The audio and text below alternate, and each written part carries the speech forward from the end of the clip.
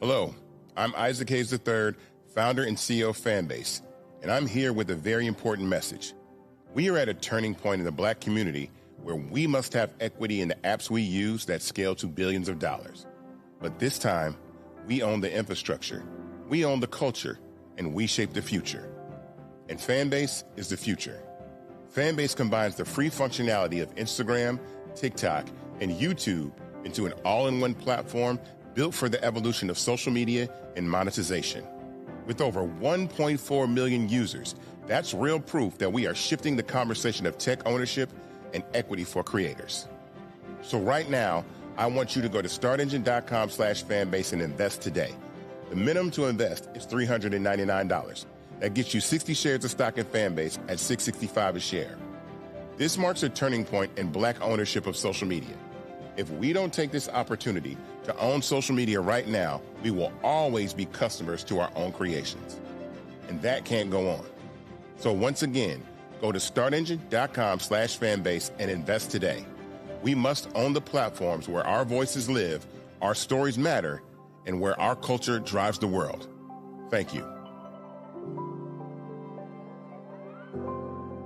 Folks, Black Star Network is here. Hold no punches. I'm real revolutionary right now. Black power. Support this man, Black media. He makes sure that our stories are told.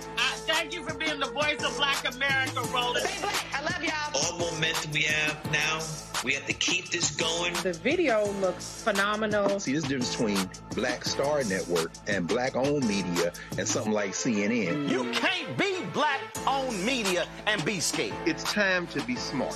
Bring your eyeballs home. You dig?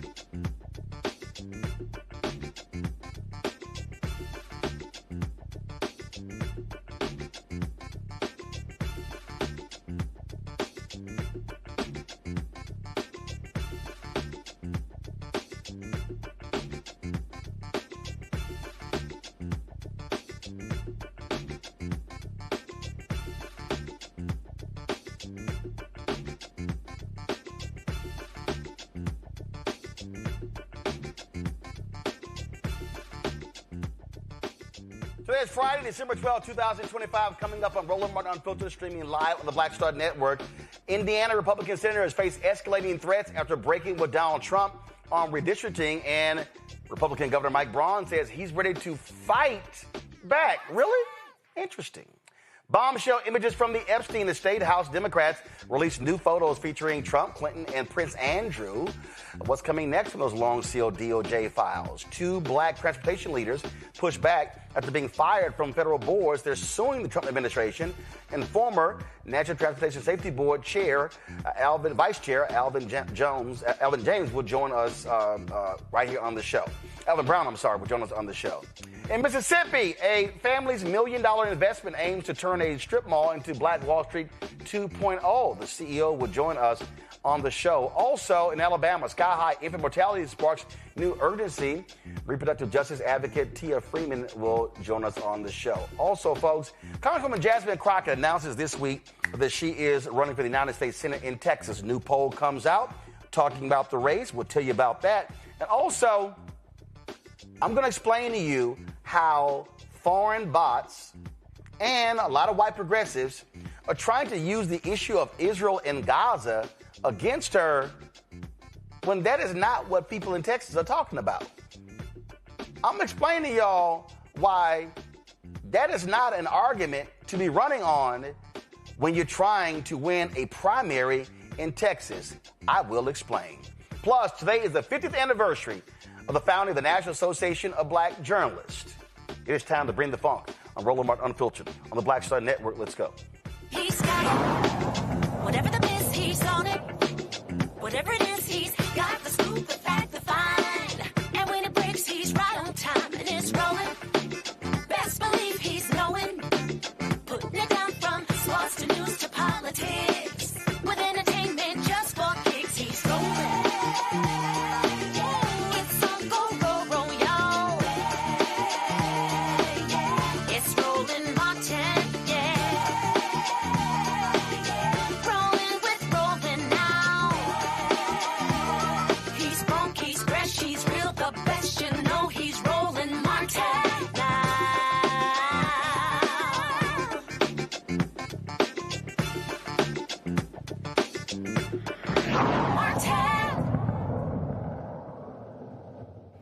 Boy, MAGA, they're pissed off at those Indiana Republicans who voted down the map. Now, the leader of the Indiana Senate said because of their rules, they can't even take up a new map in 2026. So now they got to live with it. It was a 31-19 vote. It leaves in place 7 Republicans, 2 Democrats, as opposed to 9-0. Trump and J.D. Vance personally lobbied for months to push the plan through. Now they are upset. The Heritage Foundation calling this a betrayal as well. These people are mad. They're angry. Trump publicly blamed Indiana's Republican Senate leadership, especially Senate Pro Tem Roderick Bray, who voted no. Watch this.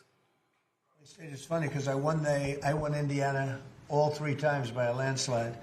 And I wasn't working on it very hard. Would have been nice. I think we would have picked up 2 seats if we did that. You had one gentleman, the head of the Senate, I guess, Bray, whatever his name is. I heard he was against it. He'll probably lose his next primary, whenever that is. I hope he does, but because he's done a tremendous disservice. I mean, think of it. It's a great place. I love the people there. They love me. You know, we won in a landslide all 3 times. Got tremendous votes. I got record votes.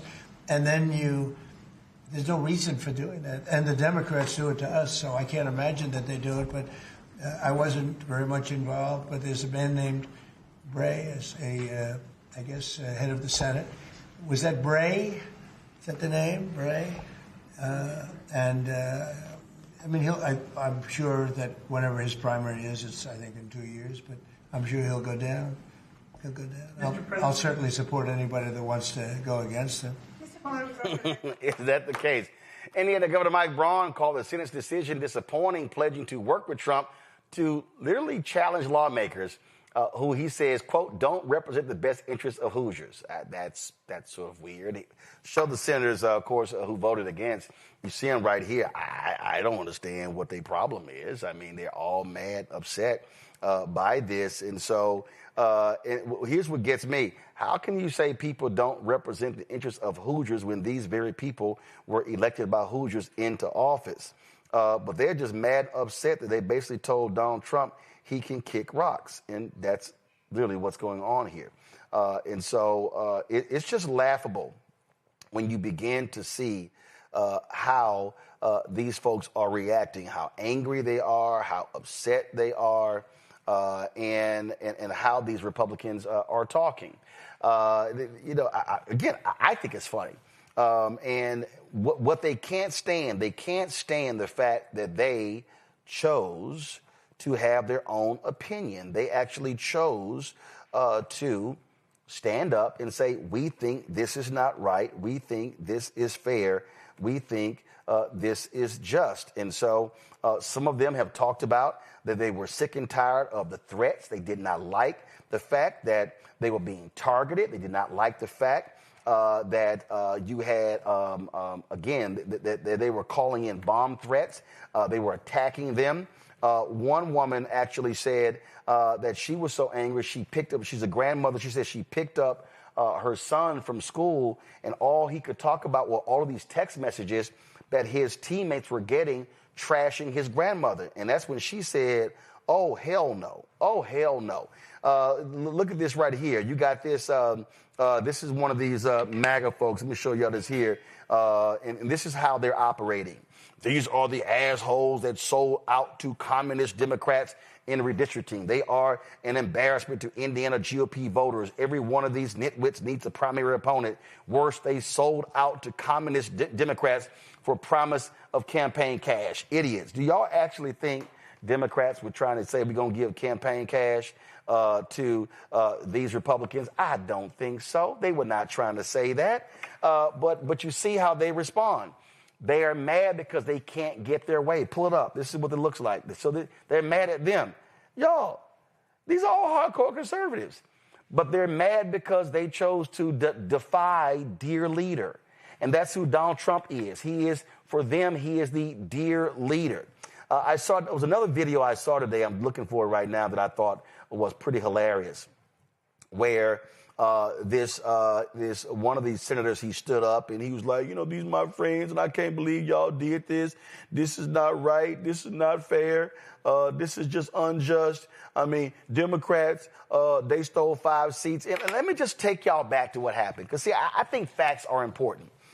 You got to be stuck on stupid. You got to be stuck on stupid to stand up and say that Democrats started this in stealing 5 seats in California, when California's action only came about after what they did in Texas.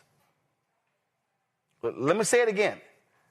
I have not seen any evidence where Democrats were saying we need to gerrymander maps to pick up seats in 2026. Donald Trump called for 5 in Texas. Texas capitulated. That punk Greg Abbott and Dan Patrick. So they gave him 5. Gavin Newsom said, okay, y'all take 5 from us. We're going to take 5 from y'all. California responded. Then all of a sudden, Missouri chose to gerrymander Congressman Emanuel Cleaver's seat. Then Ohio and Florida said, oh, we're going to gerrymander too. And all of a sudden, Maryland and Illinois said, oh, that's how y'all roll? We're going to get in on this as well. And then Virginia as well. So if Texas does not gerrymander 5 seats, the domino doesn't happen. North Carolina, they jumped in as well. So if any Republican says that the Democrats, they started this. No, they didn't. This all started because Trump demanded 5 in Texas. Michael Imhotep, host of the African History Network show out of Detroit, joins me. That Manning, civil rights attorney out of Corpus Christi, joins me. Dr. Zachary Kirk, educator and content creator of Atlanta, joins me as well. Y'all, this is real simple. We're not here, Matt, if Texas doesn't punk out and do what Trump wanted. But now the Republicans are mad because some of their own was like, yo, we just did this map 4 years ago. Hell no, we ain't doing this. Right. And I'm hoping that this is a harbinger for them finally jumping ship. Because, this midstream redistricting has affected me. In fact, the person I have to vote for Congress now is Vicente Gonzalez, who was previously over the valley, right? So if Texas doesn't gerrymander, if they don't capitulate to the Republicans, then I personally am not having to look at different people than I would have the last several elections because of how they redrew the map.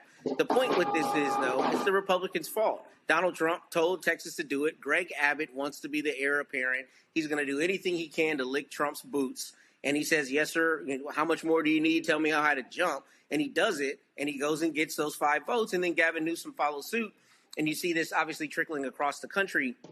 And it's interesting to me that with him being a lame duck, especially with these, soon to be a lame duck, and with these last elections when, they lost in Virginia and in New Jersey and at the points that they did, you would think that Republicans around the country would start jumping ship faster and saying, you know what, we're going to push back against that because it's very soon going to be the truth that it's no longer in our political interest to be tied to Donald Trump. But we see that they are still being ruled by fear, and that's exactly why they're capitulating in the way that they have. And of course, you can always count on Donald Trump lying. And so he was like, oh, no, I really wasn't involved in a lot of this. Watch this. In Indiana, just a few moments ago, the Senate there rejected the congressional maps to redistrict in that state. A number of Republicans voted against that redistricting effort. You have spent a lot of time talking about this. The vice president traveled to Indiana.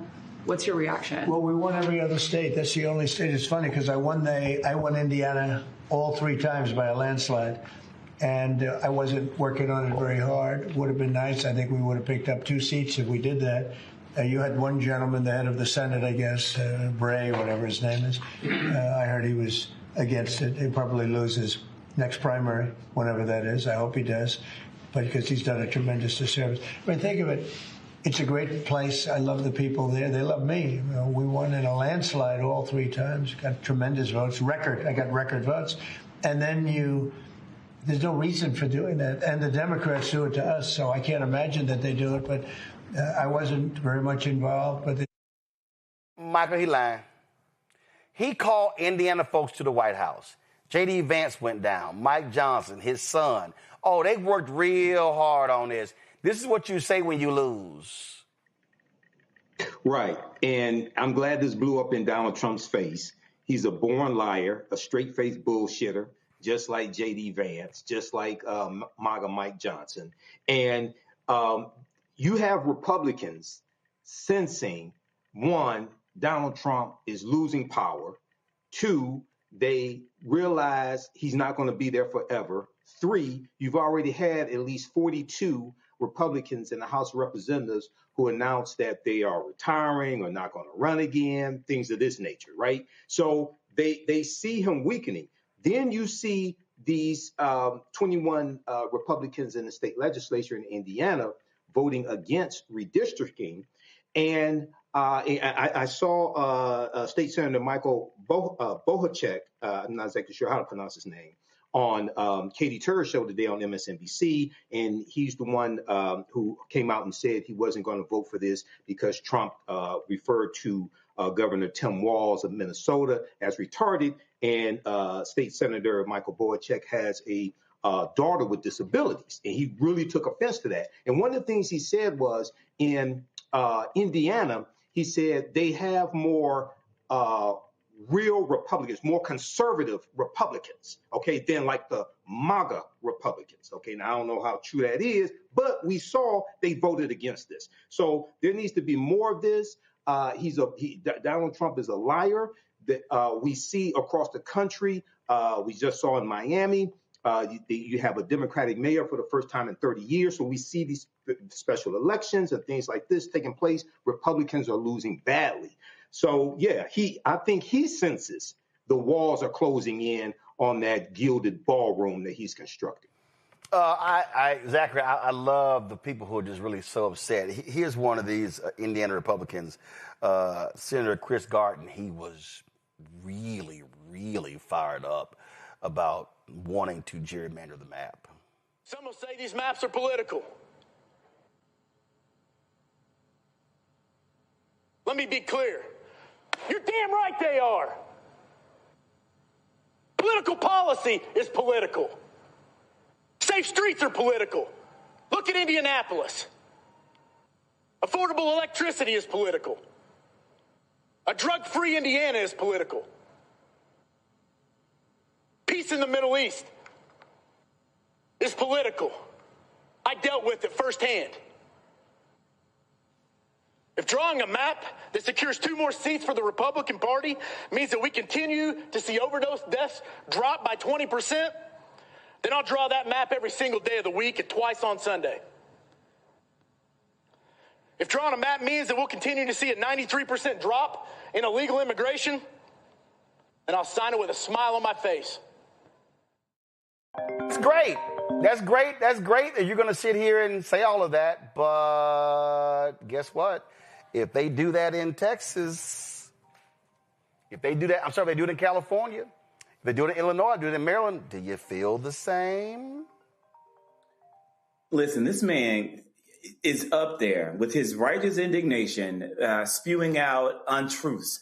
He's not going to see a continued drop in fentanyl overdoses. He hasn't seen a continued drop in fentanyl overdoses. What he's going to see, and what the people of Indiana are going to continue to see, will be continued rising prices, continued inflation at record levels, continued unemployment continuing to happen, the continuation of people losing their farmland to billionaires in this country. That's what they're going to see. And what they're also going to see is the continuation of Republicans losing their seats. Now, Greg Abbott in Texas sat up there, and you said kissing boots. I say kissing Trump's ass.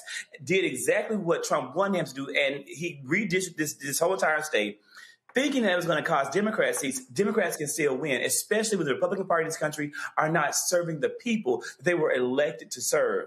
In addition to that, not only did he put safe Republican seats in Texas at risk, he's putting safe Republican seats in California at risk.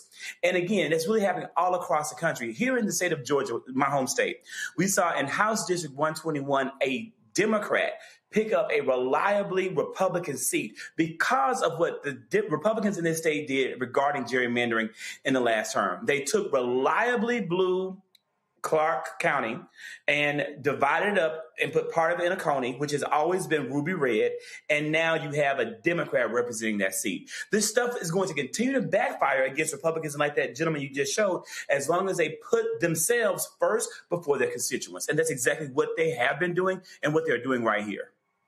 I just think it. No, themselves and Donald Trump. I just think it's hilarious. And again, they can keep complaining. But there's something I'm going to say, Democrats, keep your foot on their necks. You do not back down on gerrymandering until you can't. The hell with them. Going to a break. We'll be right back. Roland Martin Unfiltered on the Black Star Network.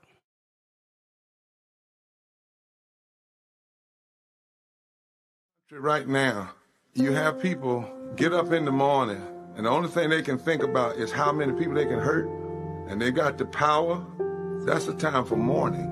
For better or worse, what makes America special, it's that legal system that's supposed to protect minorities from the tyranny of the majority. We are at a point of a moral emergency. We must raise a voice of outrage. We must raise a voice of compassion. And we must raise a voice of unity. We are not in a crisis of party versus party. We are in a crisis of civilization, a human rights crisis, and a crisis of democracy itself. And guess what? You've been chosen to make sure that those that would destroy, those that would hate, don't have the final say, and they don't ultimately win. Next on the Black Table with me, Greg Carr. America is being reshaped in real time by a group of 6 people, unelected and without any checks and balances. By the end of the current Supreme Court session, education, the workplace, who gets to elect our leaders, and so much more could radically change. This week, we reconvene our legal roundtable and look at what the new America may look like and how we should respond. That's next on the Black Table, right here on the Black Star Network. It's your boy Earthquake, giving Roland Martin something to do, because he don't know what to do. He's from Texas. Ain't his fault.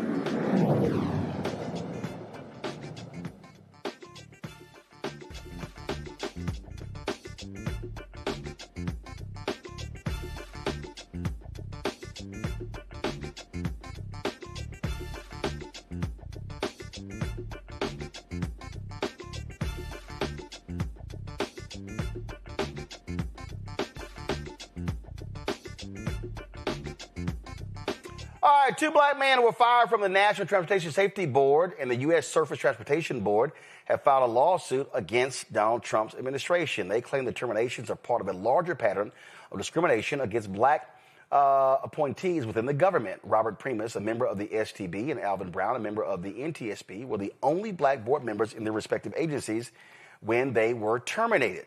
Alvin Brown, the former vice chair of the board, joins right now. Alvin, how you doing? So, first of all, Donald Trump has been firing appointees left and right.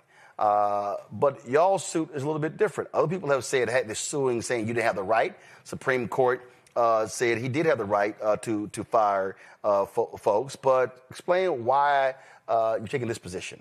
Well, because, first of all, thanks for having me here tonight. I was removed abruptly, unlawful movement to move me and Robert off the boards. It's illegal. That's one thing. Secondly, I can't just sit back and watch something that is illegal happen to me, because this is bigger than me. It's about the independent agencies should remain independent. And that's why Congress said it that way, so you don't get involved in politics and focus on targeting people. And unfortunately, this has been a pattern of the administration, targeting African Americans, and I decided to stand up and speak out and challenge the system because it's wrong and it's unacceptable. But you're taking a different tack because others have sued. Yeah, so right. Why do you think this is going to be successful? Well, because there are two things. One, I filed a lawsuit for the unlawfulness, and two, on the discrimination case. So we filed a lawsuit. We amended our suit and filed a lawsuit on discrimination. When we look at the appointees across, it's a lot of black people that have been losing their jobs. That's right.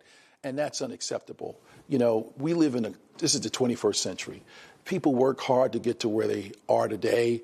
Qualified African Americans serving their country should have the right for protection and not be engaged in partisan politics in these positions. When we start going through here, we've never seen anything like this. And one of the things that I've said point blank to Democrats is this is somebody who is trying to use maximum power and wants maximum power. And look, you formerly worked in the administration.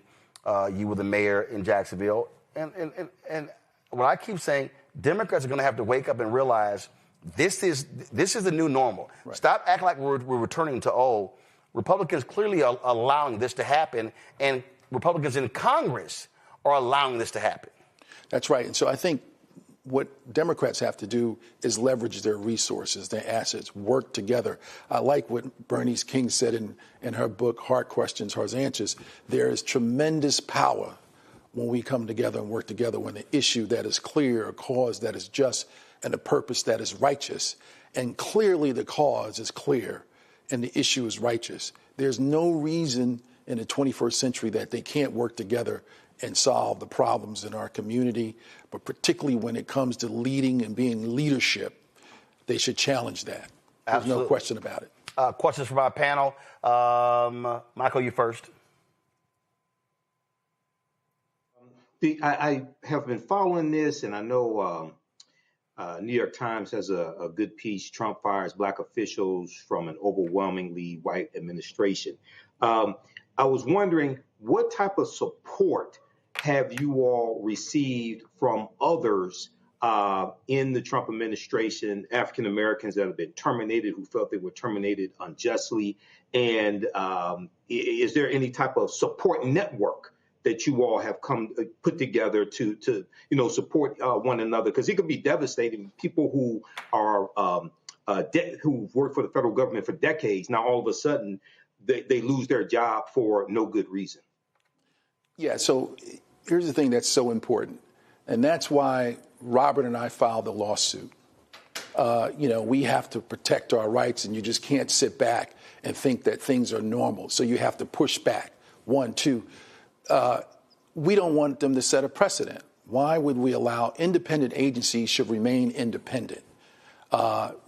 And that was the reason, to be above partisan politics, to focus on the issues. In my case, in Robert's case, we focus on safety. That's all we care about, making sure when you get on that plane to make sure nothing happens. But when it does happen, we want to find out why it happened and make sure it doesn't happen again. So it's all about saving lives. Right now, over 40,000 people die on our highways every year. We need to focus on that issue. And so we've been reaching out. We've got a lot of support. I'm thankful to God that Roland has had me on the show, and I'm sure he's going to have Robert, making sure that we inform the community that we have these issues that they need to be engaged in. The Black Caucus has stepped up. The Senate, Democrats have stepped up, reaching out and pushing back. And that's what it's going to take, because at the end of the day, we can't let this sit. We cannot let this take place where they take over the independent agencies. We need to fight for their rights, but I'm going to fight, because this is bigger than me. I'm doing this also to make sure that this never happens again in our country. I'm the only one in the history of the National Transportation Safety Board that was removed unlawfully in the history, and that cannot stand. Matt? Yeah, so I have probably a dumb question. I'm a lawyer, so I should know this, but I have not followed, unfortunately, your lawsuit.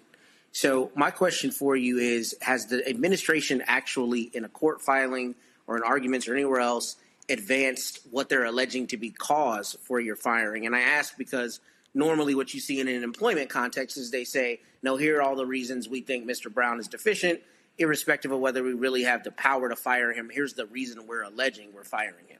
So what, if any, cause have they advanced, alleged cause? That's a great question. There was no cause at all. There was no cause. So I was dismissed unlawfully with no cause, no performance issues at all, period. And Roland, let me ask a quick follow-up, if I may. Go ahead. So is the administration then just saying we just have the inherent power to decide who we want where, and this is an exercise of that power? Have they tried to give any kind of subterfuge as for why they fired you and Robert Primus? No, but you know, they're saying, they haven't said that in our case, but what they're trying to do is get the Supreme Court to empower them to be able to fire anybody at any time at any will. He said that he's no longer there. Zachary. Yeah, and that, you know, that's kind of exactly what I wanted to know. Why do you think the Trump administration is doing this? But you've kind of given that answer, because I want to make it very plain and very clear for people. I think I know why he's doing, and I think people on this panel will know, many of our viewers will know. But I want you to make it real plain in just your own words. Why do you think Trump is doing this? And then the second thing I want to know is, what can we heard about what our Democratic brothers, our Black brothers and sisters, the CBC are doing to support you in D.C. But what can we, the greater, broader Black community, the people that Roland Martin serves, what can we do to support you? Well, thank you for those questions. So the answer to the first question is, this is not an isolated situation. This is a pattern that's taken place within the federal government, and it's been happening, and it's happening every day. That's one. So, two, it is the facts are there. In a broader sense, race played a role in my dismissal. The facts are there, and that's the bottom line. My race played a role in for them to dismiss me. And the facts are there. There's so many blacks who serve on boards and commissions who were removed from their positions. And it's factual, and that's what it is. Now, what you can do and the Black community can do, basically speak up, speak out. We need to challenge this all over the country. This shouldn't sit, because this is bigger than me and Robert. It's about our kids and our grandkids. We stand on so many shoulders. Many people died and paid the price so I can sit in that seat. And I refuse to walk away. Now, I know some of my brothers and sisters are afraid to file a lawsuit, afraid of retaliation. That happened even back in the day. So we decided to step out and push back. We have a right to do it, and we're doing it. So we need all of us working together to get the word out and send a message to Washington, send a message to the White House that we will not tolerate this in the 21st century. All right, then. Alvin Brown, man, I appreciate it. Thank you, Let sir. us know what happens. I will. All right, thanks a bunch. Folks, we come back. We're going to talk Congresswoman Jasmine Crockett. She's talking about banning no-knock warrants. We'll show you what she said today outside of Capitol Hill. Also, we'll talk about her U.S. Senate race and why I think black folk should not fall for the okie doke in trying to make Israel an issue in her Senate race. You're watching Roland Martin Unfiltered on the Black Star Network. Don't forget to support the work that we do. Join our Bring the Funk fan club. You want to contribute via Cash App, use the Stripe QR code. You see it right here, bottom left-hand corner. PayPal is rmartin unfiltered. Venmo's RM Unfiltered. Zelle, Roland at RolandSMartin.com. Roland at RolandMartinUnfiltered.com. Check some money order and make it payable to Roland Martin Unfiltered. P.O. Box 57196, Washington, D.C. 2003 7-0196. Back in a moment. This week on The Other Side of Change. Book bans, anti-intellectualism, and Trump's continued war on wisdom. This is a coordinated backlash to progress. At the end of the day, conservatives realized that they couldn't win a debate on facts. They started using our language against us, right? Remember when we were all woke and the woke movement and all that kind of stuff? Now everything is anti-woke, right? When we were talking about including diversity, equity, inclusion, in higher education, now it's anti-DEI. All this are efforts to suppress the truth because truth empowers people. You're watching The Other Side of Change only on the Black Star Network. Said the quiet part out loud. Black votes are a threat. So they erased them. After the Supreme Court gutted the Voting Rights Act in 2013, Republican legislatures moved fast. New voter ID laws, polling place shutdowns, purges of black voters from the rolls. Trump's Justice Department didn't stop it. They joined in. In 2018, his DOJ backed Ohio's voter purge system, a scheme that disproportionately erased black voters. Their goal, erase black votes and political power. Yeah, that happened. These are the kinds of stories that we cover every day on Roland Martin Unfiltered. Subscribe on YouTube and download the Black Star Network app. Support fact-based independent journalism that centers African Americans and the issues that matter to our community.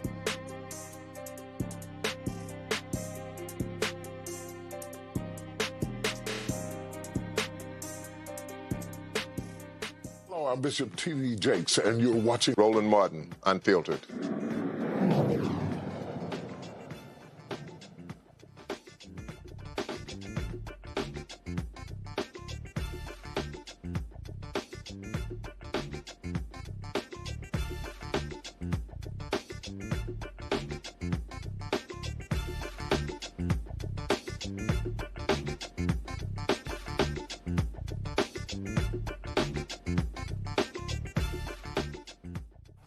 Democrats in Congress are reigniting the fight to ban no-knock warrants nationwide with the Justice for Breonna Taylor Act, and Democratic leaders are calling for action. Among those speaking today, Congresswoman Jasmine Crockett and Kentucky Congressman Morgan McGarvey. Here's what Congresswoman Crockett had to say.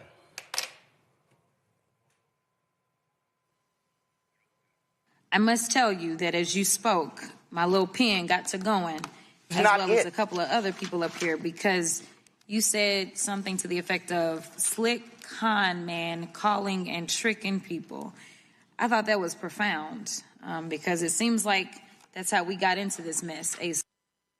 All right, folks, mistake there. That is not the video of Congresswoman Jasmine Crockett speaking about the no-knock warrants. Let me go ahead and get to that right now. This is it right here. Pull up my audio, please. In the forest, do you hear it if nobody's there? I'm here to tell you that when we lost Breonna Taylor, we absolutely heard it and we felt it. It felt like an earthquake.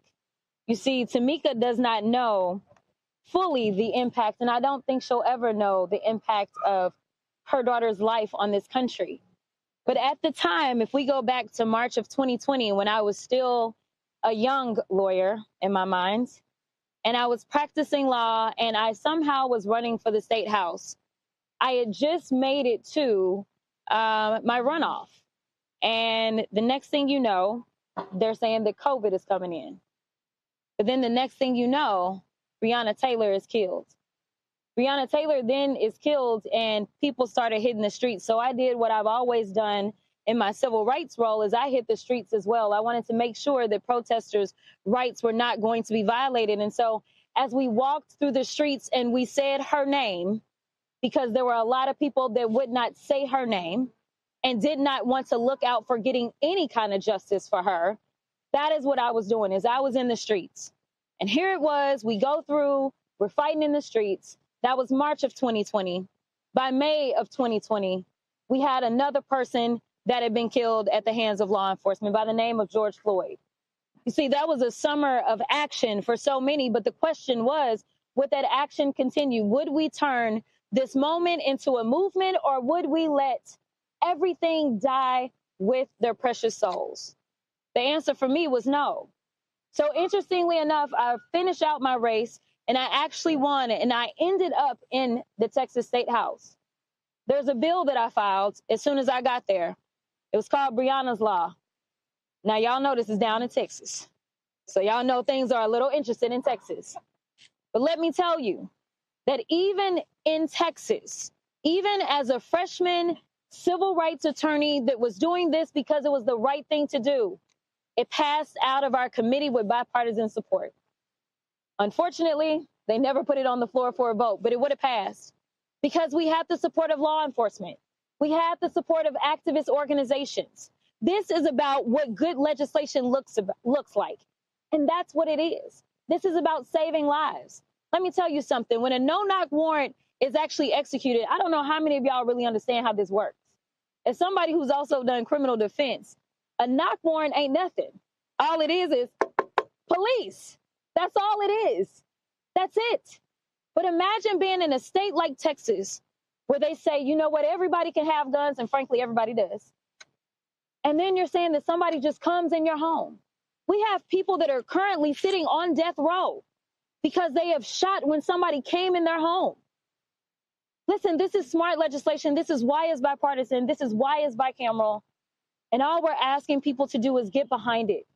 It is time for us to set aside our differences and do what we all say we want to do, which is to make sure that we are all going to be safe, whether we are on the streets or in our homes. This legislation will prevent others from losing their lives unnecessarily. Breonna should be here. We shouldn't be having this conversation, but we are, because her mama refuses to give up on her daughter. No mother should have to go through what she's went through. But the reality is that God has got her. And that is why she is standing with us today. So I ask you, wherever you are, make sure you call your representative, make sure you call your senators and tell them to sign on to this smart legislation. Folks, so that was today on Capitol Hill. Now, we've been, of course, covering her announcement this week. She announced she's running for United States Senate, and new polling data was dropped today regarding that particular race, and is actually showing that she has about an 8-point lead against State Representative James Tallarico. So when you look at the polling data, it breaks down the actual race. And so this was a poll put out by, don't go to it yet, this is a poll put out by Texas Southern University. And again, it's regarding the Texas U.S. Senate primary race. And so when we look at the poll, this is what it shows right here. The crosstabs show among women, Crockett is leading 57-36. Among men, Tallarico is leading 52-42. Among white voters, it's 53-40 Tallarico. Among Latino voters, 51-41 Tallarico. Among African Americans, 89-8 Crockett. Among voters 18-34, this is probably surprising a lot of people, Tallarico's leading 63-34. Voters 35-44, 51-42. This is where Crockett is winning. 55-plus voters, the people who vote the most in primaries and elections, she's leading by 25 points, 59-44. Four-year college degree, Crockett's up 48-45. No four-year college degree, Crockett's up 12, 53-41. Among Democratic voters, Crockett's up 53-42. Among independent voters, Tallarico's up 49-41. Now, one of the things that is interesting that I've been watching this week in this race is that there have been a lot of folks, a lot of white progressives, and some black folks as well, have really been targeting Congresswoman Jasmine Crockett. And in fact, here's a perfect example. This person, Matt Stoller, okay? And so he and others have been posting. This is what he says. I really dislike Crockett's propensity to engage in dishonesty and gaslighting when asked about her views. If you support Israel, own it. Plenty of Democrats do that. Don't lie about your record and insult people with questions. Now, earlier today, she was stopped by Ashley Banks of the Griot, and she was questioned about this here. And let me play this for you. Watch this. Listen to this. I know you've seen it on social media where people are saying that some of them aren't going to vote for you because of this pro-Israel stance. What do you have to say about that? What I have to say is that people need to start to do their research and stop falling for the clickbait. Listen, if you loved me before, then what has changed? You can always look at my voting record and know what it is that I have and haven't voted for. But it's quite intellectually lazy if you just sit there and let somebody else tell you something and you don't go and get the full picture. You can always look at my FEC filings and find whatever information it is that you seek. So what I will tell you is that I'm not going to be distracted, because at the end of the day, I can tell you that Texans are concerned about the fact that we lead in uninsured in this country. I can tell you that Texans are concerned because right now jobs are few. I can tell you that Texans are concerned because they can't afford child care. I can tell you that Texans are concerned because hospitals are about to close down. And if you have questions, then you should just go and look at my record. I have nothing to hide. I wouldn't be running for office if I had anything to hide. But what I'm not going to do is allow people to sit here and have me on the defensive about something that they don't even know what they're talking about, because it is very easy to look up who is endorsed by who and to figure that out. That is intellectually lazy for you not to just go and look who has been endorsed. Now, a lot of these progressives have been saying AIPAC backed her. No, they didn't. They didn't. But here's the question that somebody has to ask. How all of a sudden is the Texas Senate race, how is Israel and Gaza a litmus test on this race? Can somebody explain that to me? I mean, we're talking about a state where a Democrat has not been elected statewide since 1994. 1994, 4 Democrats were elected statewide. Has not happened since. So, how all of a sudden is this the defining issue? In fact, if you go look at videos and social media of James Tallarico, I don't see lots of posts talking about Israel and Gaza. Now, let me be real clear. Am I not saying that a U.S. senator doesn't vote on international issues? Nope. Am I not saying that a U.S. senator does not vote on national issues? Nope. Am I saying that, the issue of Israel, Gaza, Palestinians, is that a non-issue? No, I'm not saying that. What I am saying is, don't y'all find it suspicious? All of a sudden, when you're looking on all these social media accounts, including some black folks, it's, what's their position on Israel? What's the position on Palestine? Let me help y'all out. I'm from Texas, born and raised. I am still registered to vote in Texas. The Texas United States Senate race ain't going to be decided on Israel. It's not. And let me also say this to a lot of progressives. Next year's election, the 2026 midterms, you got Senate races in Georgia, Senate races in North Carolina, Kentucky, Ohio, congressional races, Senate races in Iowa, in Maine. It's not going to be decided on Israel. If y'all want to, we can go back to the Mamdani race in New York City. Mamdani's critics tried to make Israel the issue. He said the issue is affordability. Anybody who studied any of his campaign ads, I don't recall him making the issue as mayor of New York City Israel. In fact, I do recall there was a debate, and they asked all these candidates, what are you going to do? What's going to be the first place you visit? You know what they said? Israel. And they got to him, he said, New York City.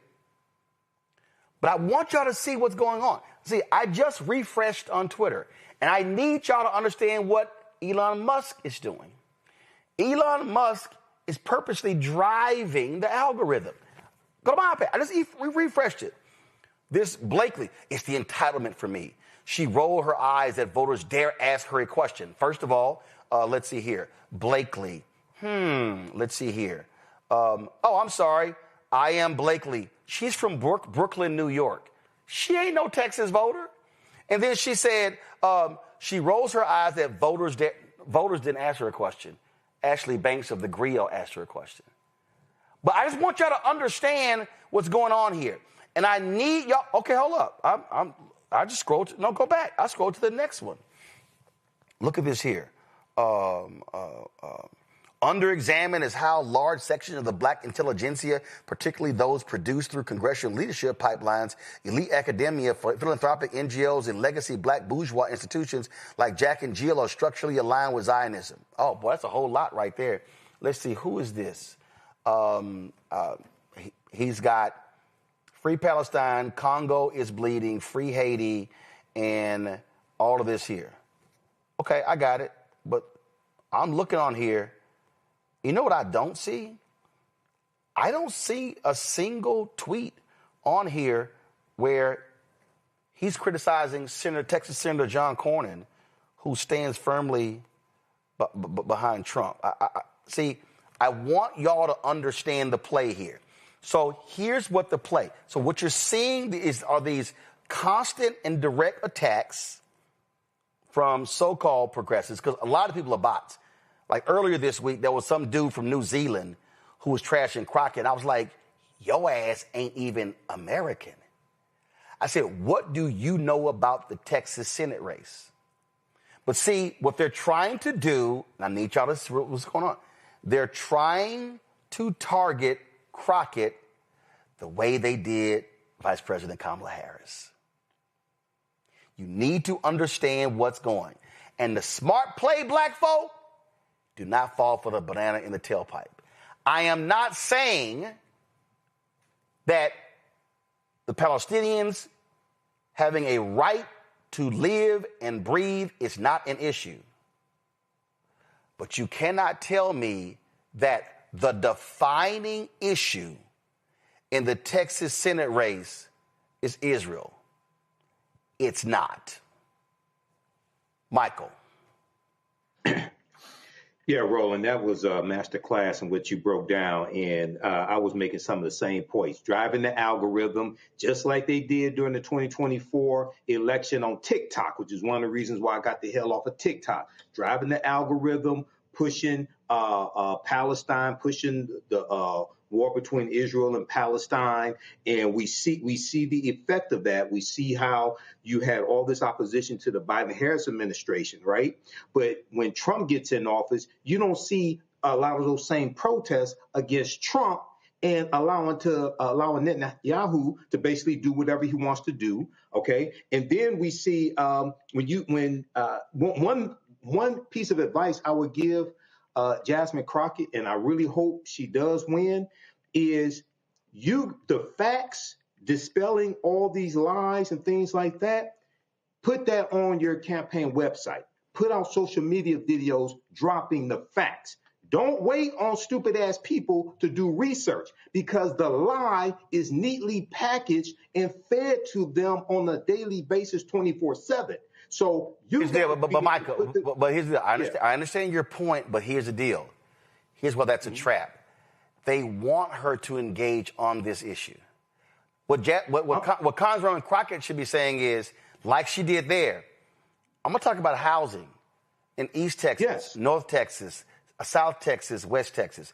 I'm going to talk about jobs. I'm going to talk about affordability. I'm going to talk about what's happening with water quality.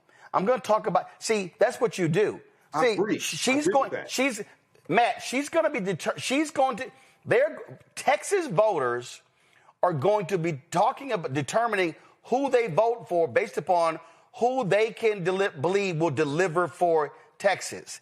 So what these people, like this, like some guy I just saw, he was like, he goes, we won't vote for any candidate who voted to give Israel the weapons they use to blow up babies and burn people alive in tents, or anyone that takes money from AIPAC pro-Israel lobby. This is our red line. You have 3 years. Better get started. Okay, so he's been trashing Crockett. Got it. I'll say, here's the question. All right, what's Tallarico's position on this?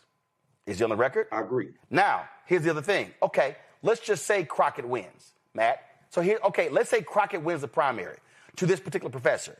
So you got Crockett and you got Cornyn. Now who are you going to vote for? Because we know exactly where Cornyn is. See, this is where folk got to I get you can be a one-issue voter, but right now there are some people in Dearborn, Michigan who are really upset right now, and they're like, where are the Democrats? I'm sorry, your city voted for Trump. These are policies you voted for because you voted for the person with those policies, Matt. Well, I'm a Texas voter, and I haven't been as excited about having a potential Senate pick as between these two as I am right now. I mean, I think they're both fantastic choices, but I actually think you and Michael are both right. I don't think that it's one to the exclusion of the other. And what I mean is I think Michael's exactly right. I think she should correct the record on her position and what she's voted for and put it on her website. But to your point, I think she doesn't make that the focal point. I think if she doesn't answer it, then she runs the risk of them saying you didn't even answer it, and that's, proof of you doing what we're accusing you of. I think she has to address it, but I don't think she makes it a focal point of anything. And I think you're exactly right about this, and especially as it relates to John Cornyn. You talk about a Democrat not being elected since 1994. I read opinions from before I was alive that John Cornyn issued when he was either the AG or in the state Supreme Court or, all these other positions that he's held. And the point is, this is one of those guys that's been there forever, and he's going to do whatever is necessary for him to stay in office. And no one is going to question him about fealty to Israel or fealty really to Trump. Because what's especially interesting about somebody like Cornyn, he's one of the senior people in the Senate, and he has been licking Trump's boots much more vigorously than anybody else for the last several months because he's worried about getting unseated. So what we need to do is keep it real and talk to all the candidates about the same issue, number one. And the bigger thing than all of that is what we have allowed in politics is people to talk to politicians about things that they either have very little control over or no control over. And to that point, in our local judicial races, local judicial candidates were talking about abortion.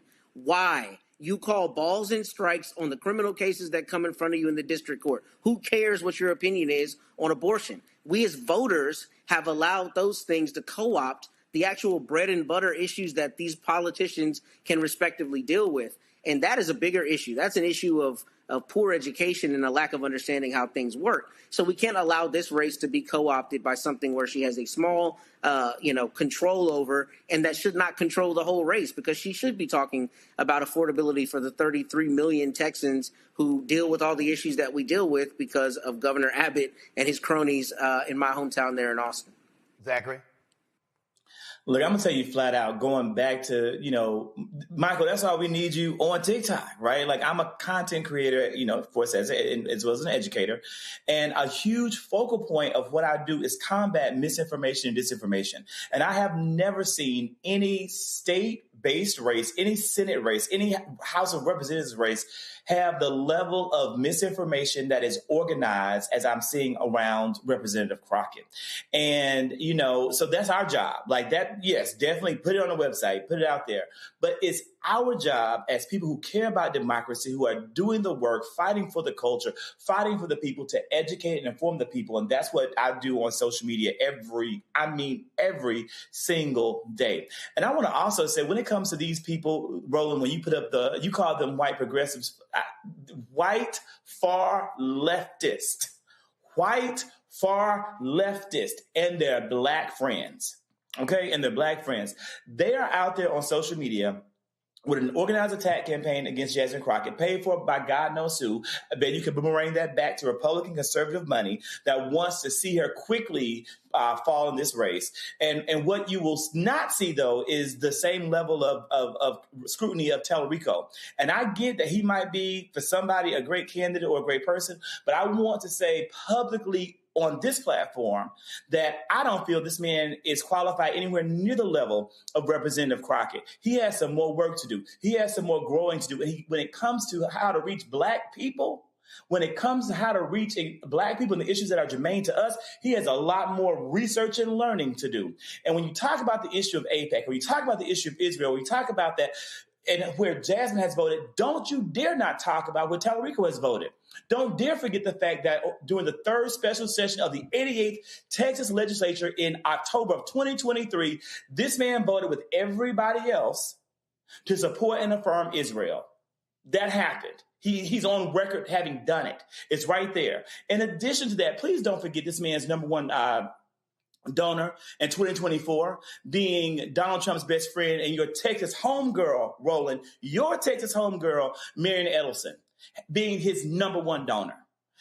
That to me tells me where this man's loyalties lie, not about Israel, but about the people who are funding him and maybe why they're funding him. That needs to be a part of the conversation too. I'm sorry. So I just want to bring it up. I just want to show folks this here before I go to a break and go to my next guest, and that is here. So this is what it says. Black women are supporting Crockett per this poll, 92-6. Black men, 84-12.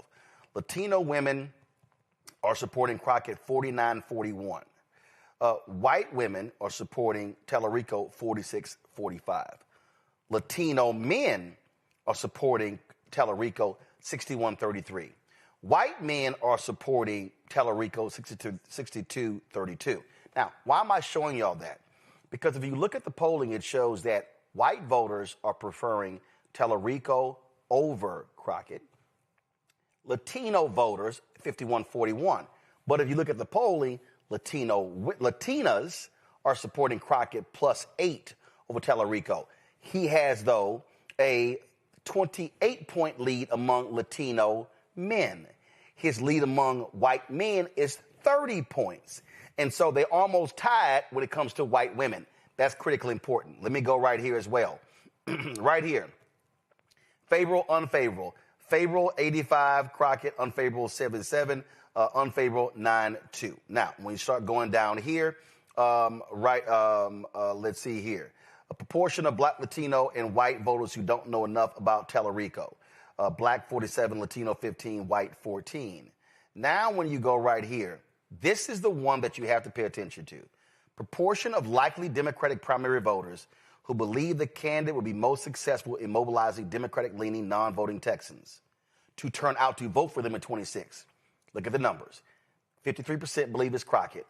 34% believe Tellerico. 13% unsure. Now, when you go proportion of likely Democratic primary voters who believe the candidate would be the most successful in convincing Texans who regularly vote Republican to cross over and vote for them, Tellerico 58, Crockett 29. Here's the whole deal. Let me break this down. That means that what Crockett is saying, you're going to need people who do not vote to turn out to beat Republicans. She's saying the likelihood of Republicans crossing over to vote for a Democrat ain't high. So I want to show y'all that so you can understand exactly what the poll breaks down. All right, going to go to a break. We'll be right back. Lots to unpack in our second hour of Roland Martin Unfiltered on the Black Star Network. Back in a moment. This week on the other side of change. Book bans, anti-intellectualism, and Trump's continued war on wisdom. This is a coordinated backlash to progress. At the end of the day, conservatives realized that they couldn't win a debate on facts. They started using our language against us, right? Remember when we were all woke and the woke movement and all that kind of stuff? Now everything is anti-woke, right? When we were talking about including diversity, equity, inclusion, higher education, now it's anti-DEI. All this are efforts to suppress the truth because truth empowers people. You're watching The Other Side of Change only on the Black Star Network. Next on the Black Table with me, Greg Carr. America is being reshaped in real time by a group of 6 people, unelected and without any checks and balances. By the end of the current Supreme Court session, education, the workplace, who gets to elect our leaders, and so much more could radically change. This week, we reconvene our legal roundtable and look at what the new America may look like and how we should respond. That's next on the Black Table, right here on the Black Star Network.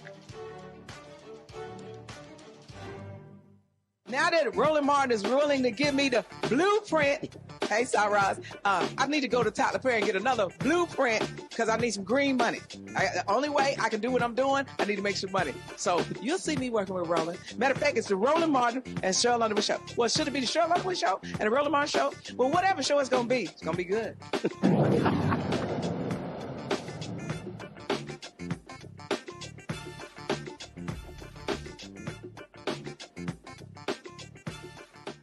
Folks, in Mississippi, a 20-unit strip mall is being reimagined as a launch pad for Black entrepreneurship and community empowerment. The family behind the deal plans to fill the plaza with Black-owned businesses, financial education, and resources designed to close the wealth gap and keep dollars circulating in the community. It's a blueprint, they say, for rebuilding Black Wall Street in Mississippi. Joining us right now to talk about this is Tony Reimonenq Jr. and founder and CEO of LinkedUp Economic Empowerment Center. How you doing? Hey, I'm doing well, Roland. How are you? First of all, did I pronounce the name right? What's the last name? It's Reimonenq. Reimonenq. Okay, cool. Yeah. They're supposed to put it in phonetic spelling in the script. They didn't do it, so it's Reimonenq. Got it. And you're joined with? This is my wife. Tell them who you are. I'm Liz Reimonenq. How are you? Doing great. Glad to have both of y'all here. So first of all, where's this plaza located? We're at 4906 Old Highway 11 in Hattiesburg, Mississippi. Okay. In the Oak Grove community. All right, so it's in Hattiesburg. So for folks who don't know, Black population there, and give us a sense of the type of businesses that are there. We have a clinic there, a medical clinic. It's an amalgam of things. We have a trophy shop. We have a barber shop. Also, we have a hair salon. We have home care business, a construction office. We have a school, actually a Mississippi aesthetic school, the only Black-owned accredited school in the state of Mississippi is there. So we're real proud of that. Nail salons there. We have insurance office, real estate office, tax preparers. Mental health therapists. We have a U-Haul place that just moved in. Mm-hmm. So there's a variety of different types of businesses that are there. We have a boutique there, a gym. So there's a plethora of things there. So we are 100% occupied. So were all of these businesses already existing in Hattiesburg, and did they all move there, or are some of these new businesses? No, the majority are new businesses. Mm-hmm. I would say when we bought that strip mall, it was run down, undermanaged, and we might have had maybe 2 to 3 of the businesses that we inherited that was there, and actually some of them that we inherited moved out. So all of these are new businesses. Okay, all right. We have one that's been there for a long time. Charlie's Trophy has been there for a long time. Got it. And so. So how are you imagining it? Is it important to say, hey, now you sort of have a central location as opposed to someone being over here and over here, over here and over here? Yes. So the idea behind the Black Wall Street 2.0, we call it 2.0 because, as you know, the original Wall Street was formed during a time of segregation, right? It was a response to racism. And so O.W. Gurley, the guy who founded and developed the Greenwood District, bought the land and he sold pieces of the land to Blacks. And those who didn't have money, he actually funded their businesses and they repaid him back in a loan. And that was a response to racism. Well, now we're integrated. So now Black Wall Street 2.0 is for anybody who's been locked out of this economic system due to race, gender, non-English speaking proficiency, and also rural residency. So that's the mission that the LinkedUp banner flies above. And a offshoot of that mission, extension of that mission is this commercial property that we say affordable and desirable commercial office and retail spaces. All right, then. Questions for my panel. Zachary, you first. Shout out to my family from Mississippi and friends. So thankful and grateful for what you're doing and how you are moving work forward. What I want to know is what has been the biggest challenge that you guys have faced in the work that you're currently doing? And how have you overcome? Wow. Man, so of course, funding is always a challenge. When we bought that property, man, I'll tell you, it took us a year to finally close, right? I did everything that they tell you to do, right? I had 800 credit score. I had the money in the bank for the down payment, and I had banking relationships. But I kept running into a brick wall at first. My bankers would tell me, hey, well, we're just not open for this type of business right now. So we end up doing some creative financing, and I end up getting actually a better deal than any bank could give me anyway. And so since then, we've purchased, this is actually our second building. We had one prior that we bought in 2015 that was in foreclosure. And, the same thing, it was rundown building, had vagrants living in it, right? And so we renovated it and made affordable and desirable office spaces. And also, in addition to that, we also have housing, residential, in rural areas that we make affordable and desirable. But as I said, funding is always a challenge. Michael. All right, so this is a great story, and I've taught entrepreneurship for 7 years and have studied Black Wall Street, Greenwood District. So there's a special place in my heart for this. Question I had was two parts. One, do you have an anchor store to drive traffic like a grocery store, which is an anchor store which will drive traffic to those other businesses? And what type of weekend events do you have to drive traffic to those various businesses that you have there at the plaza? Man, that's a great question. Unfortunately, we don't have a grocery store that drives traffic, but the traffic driver is our barbershop and our hair salon drives, and also the school that's there drives businesses there. We also have a local caterer there, Alicia's Creative Catering. Shout out to Alicia. Okay. She does great work, and those types of businesses drive the traffic there. Right. Also, we have a state of the art, I would say, nail salon there. It goes by the name of Polish, and those women are top of the line, and they drive a lot of business. So there's an amalgam of different businesses there that drive individuals to the property. Okay, thank you. Matt? Yeah, so this is a brilliant idea, and I wish you continued prosperity. And my only question is a little bit pessimistic, but I have to ask, in this environment, we know that anything all black is under attack. So what have you seen either from the state of Mississippi or from this Trump administration in terms of attacking y'all for having a homogeneously black business environment like this? Have you had any kind of pushback from the state or federal government? Well, let me say, so it's not all black. We have a variety of businesses that are in the plaza. And that's why we named it the 2.0, right? Because it's the spirit of Black Wall Street, but we're living again in integrated times. So it's for anybody who's been locked out of the system. And on this journey, we know that Blacks are further behind than anybody else on this journey of wealth creation. So we have special attention given to help, Blacks understand business, like profit and loss statements, balance sheets, depreciation schedules, and things like that. And also we have personal finance classes that we teach, and anybody can come, right? Anybody can come. It's open to anybody. So, but to answer your question, pushback is not verbal, but, it's silent stares. Like, who do you think he is, right?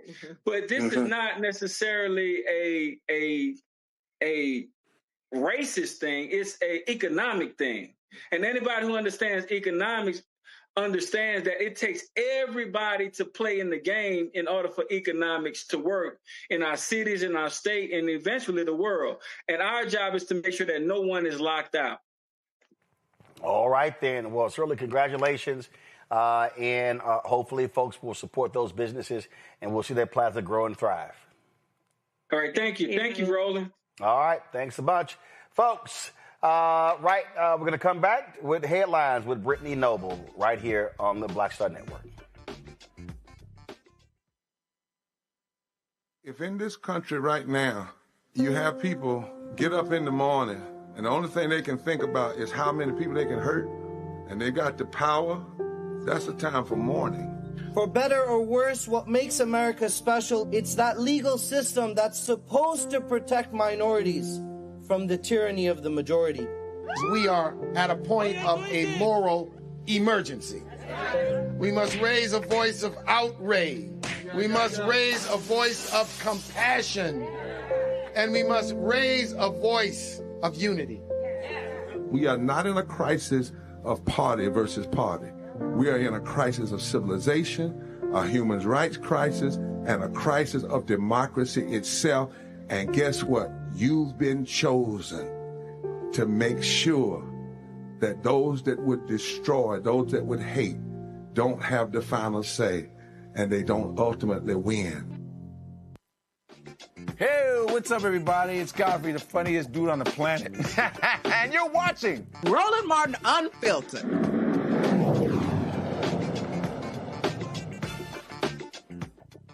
Folks, time for our Black Star Network headlines with Brittany Noble. Roland, the Trump administration has ordered federal agencies to eliminate jobs and programs focused on environmental justice, rolling back safeguards that disproportionately protect communities of color. One immediate impact: the Justice Department has now withdrawn from its agreement with the city of Houston to crack down on illegal dumping. A 2023 federal investigation found that a Northeast Houston neighborhood had been overwhelmed by trash, medical waste, abandoned mattresses, even dead bodies. The DOJ concluded that the city had failed to protect residents of the historically Black community of Trinity and Houston Gardens. Under the first year of federal monitoring, dumping sites were cleared more quickly. The city added new workers and sanitation crews deployed new trucks. But with federal oversight now gone, advocates say the city's responsiveness has declined. Well, attorney Benjamin Crump wins a $779.3 million wrongful death verdict in the case of 51-year-old security guard Louis Butler, who died while protecting a cashier. He was fatally shot during a 2023 armed robbery at an internet cafe in Havana, Florida. Evidence showed the owners put the worker at risk by knowing illegal gambling was taking place and not alerting police about a previous robbery. Authorities say the gun stolen from the property during the first robbery was used in the shooting that killed Butler. The verdict stands among the largest negligent security wrongful death awards in Florida history. Well, the U.S. Department of Transportation is waiving $16.7 million in fines against American Airlines over violations involving passengers with disabilities, including failing to provide assistance to passengers and mishandling wheelchairs. Instead of paying the penalty, American will be required to reinvest the full amount into improvements specifically designed to benefit travelers with disabilities. As part of the agreement, the airline will roll out new mobile devices and software upgrades to track and document passenger wheelchairs. Well, Damon Carr reports in the Chicago Defender that Black men are disappearing from America's college campuses. Out of nearly 19 million college students nationwide, Black men make up only 4.6%. At HBCUs, the trend is even more alarming. Black male enrollment has fallen by roughly 25% since 2010. And for those who do enroll, the path to graduation is steep. Only about 40% of Black men who start a bachelor's degree finish within 6 years. Well, according to the Centers for Disease Control and Prevention, about 1 in 6 individuals with intellectual and developmental disabilities also had diabetes in 2020. Those with cognitive and physical disabilities are more likely to live sedentary lifestyles, leading to an increased likelihood of obesity, high blood pressure, and high cholesterol. Reports indicate 30% of individuals with IDD are Black, brown, or low income. Well, those are your headlines for today, Friday, December 12th. Roland, back to you in the studio. All right. We surely appreciate it. Thanks a lot. All right, y'all. So I've really been watching all of this stuff happening in Minneapolis. How Donald Trump is attacking Somali Americans. But y'all do know a lot of these same folk endorse Trump. I mean, it reminds me of Dearborn, Michigan, where that happened as well, where the Democratic mayor, pull up his quote. The mayor of Dearborn, Michigan, complained that Democrats weren't doing enough to pull the graphic up. I want the video, I want the graphic. Okay, yeah, there's a graphic. There's a pull quote that it wasn't doing enough to stand up against the hate that they had been facing. And I thought that was interesting because, well, the very people who you support are the people who are in your town. They're the same people who literally voted for Trump. It's like the farmers complaining about the tariffs. Y'all voted for them. So how y'all mad? This was the quote in the Washington Post from the mayor of Dearborn. He said, the fact that we do not have a strong counter response from Democratic elected officials at all levels of government is the most frightening, especially when the vitriol is coming from the highest office in the world. Communities are looking for people with courage, people with a backbone who are willing to stand up. Okay, I get that. I get that. But Trump won Dearborn. So shouldn't the mayor be challenging people in Dearborn, leaders in Dearborn who supported Trump? I mean, same thing in Minneapolis. This is a video of Somali American leaders endorsing Donald Trump in the 2024 presidential race. And the reason why is because he's a fighter. That's it. We like fighters. More importantly, the left left us. They left us. 33% of our kids at third grade cannot read at grade level. We went from the 6th to what, 19 now? In Minnesota in education? I mean, we are failing in every standard. 8th graders, 60% cannot do math at grade level. These are our kids. We talk about economic conditions here. Our conditions is horrible. We can't afford anything as working class and middle class people. Now, please understand this. We love our brothers and sisters who are Democrats, but you left us. And because the left left us, join the right, vote for Trump 2024, vote for George Rape 2024, vote for Maisie Young in St. Paul 2024, vote for Tajud in CD3 2024, vote for Tom Emma, our lion, out of St. Cloud. Farhan is here and is endorsing him. And please go out and vote, because voting for Trump without soldiers is giving him a failure. So please vote. Again, for the school boards, we have a ton of people running who are in the school board from all over the state. And please go vote for the Republican Party this time. Thank you so much. Okay. Here's Trump talking about people just like him. Many of these people are criminals. Many of these people are people that shouldn't be here. And many of them have been gotten out. I mean, we've gotten out a lot of the people that, we've taken a lot of them out of here. But they came in legally, right? Yeah, I know. This deal, sorry. Many are wonderful. Yeah, I'm sure. I said many are here legally, though. What should they think in terms of their prospects? Well, they can't be happy, okay? They can't be happy because what's taking place between that, if you look at Somalia, they're taking over Minnesota, and we got a lot of problems with the gangs, with all of the things taking place in Minnesota. We have an incompetent governor, we have a dope governor. They can't be happy about what's going on. And if you talk about the Afghans, there's a problem because so many bad ones came in on the planes. They just walked in. Whoever the strongest people were physically in a way, but whoever the strongest, they got on the planes. There was no checking. They just swamped the planes. They took off. We had no idea who they were. Yeah, do you want to ask a question behind? Me? Hi, sir. Happy Sure. Thanksgiving. Hi. What do the Somalians have to do with this Afghan guy who shot the national? Nothing, but Somalians have caused a lot of trouble. They're ripping us off for a lot of money. There's a tremendous amount of money going back to Somalia. What the hell are we paying money to Somalia for? But they're ripping off our country at a level that few people have been able to see before. Mm-hmm. That's about the only thing. You talk about competence. We have Ilhan Omar, who does nothing but complain about our country and our Constitution. And she comes from a country with practically no country. It's devastated, it's crime-ridden, it's a mess, it's a disgrace. And we took their people at a tremendous... We're not taking their people anymore. We're not taking their people. And we're getting a lot of their people out because they're nothing but trouble. Okay, thank you very much.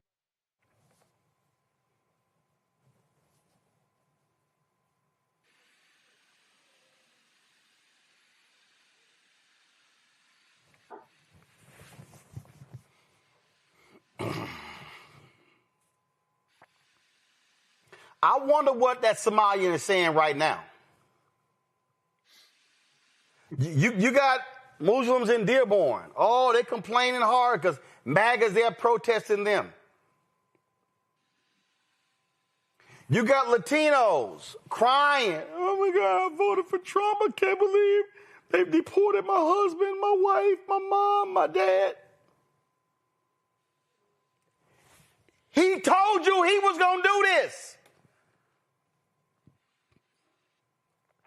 The man called your countries shithole countries last time he was there. Oh,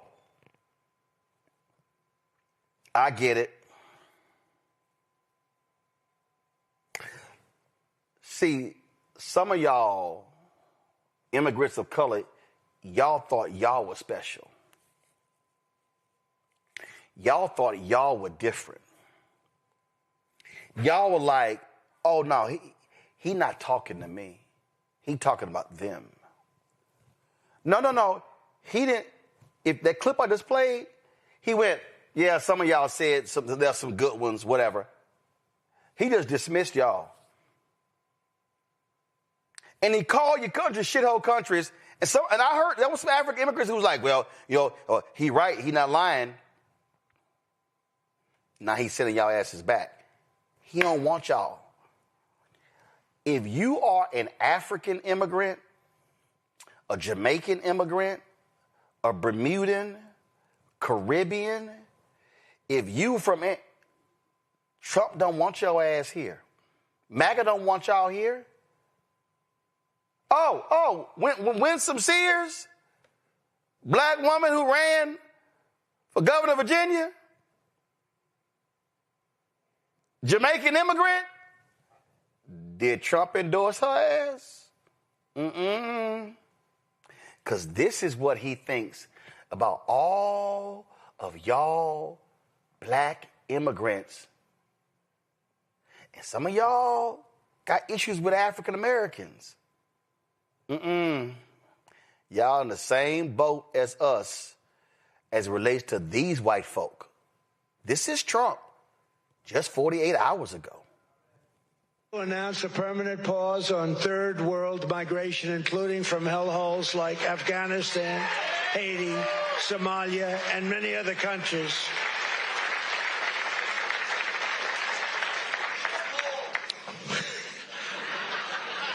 I didn't say shithole, you did.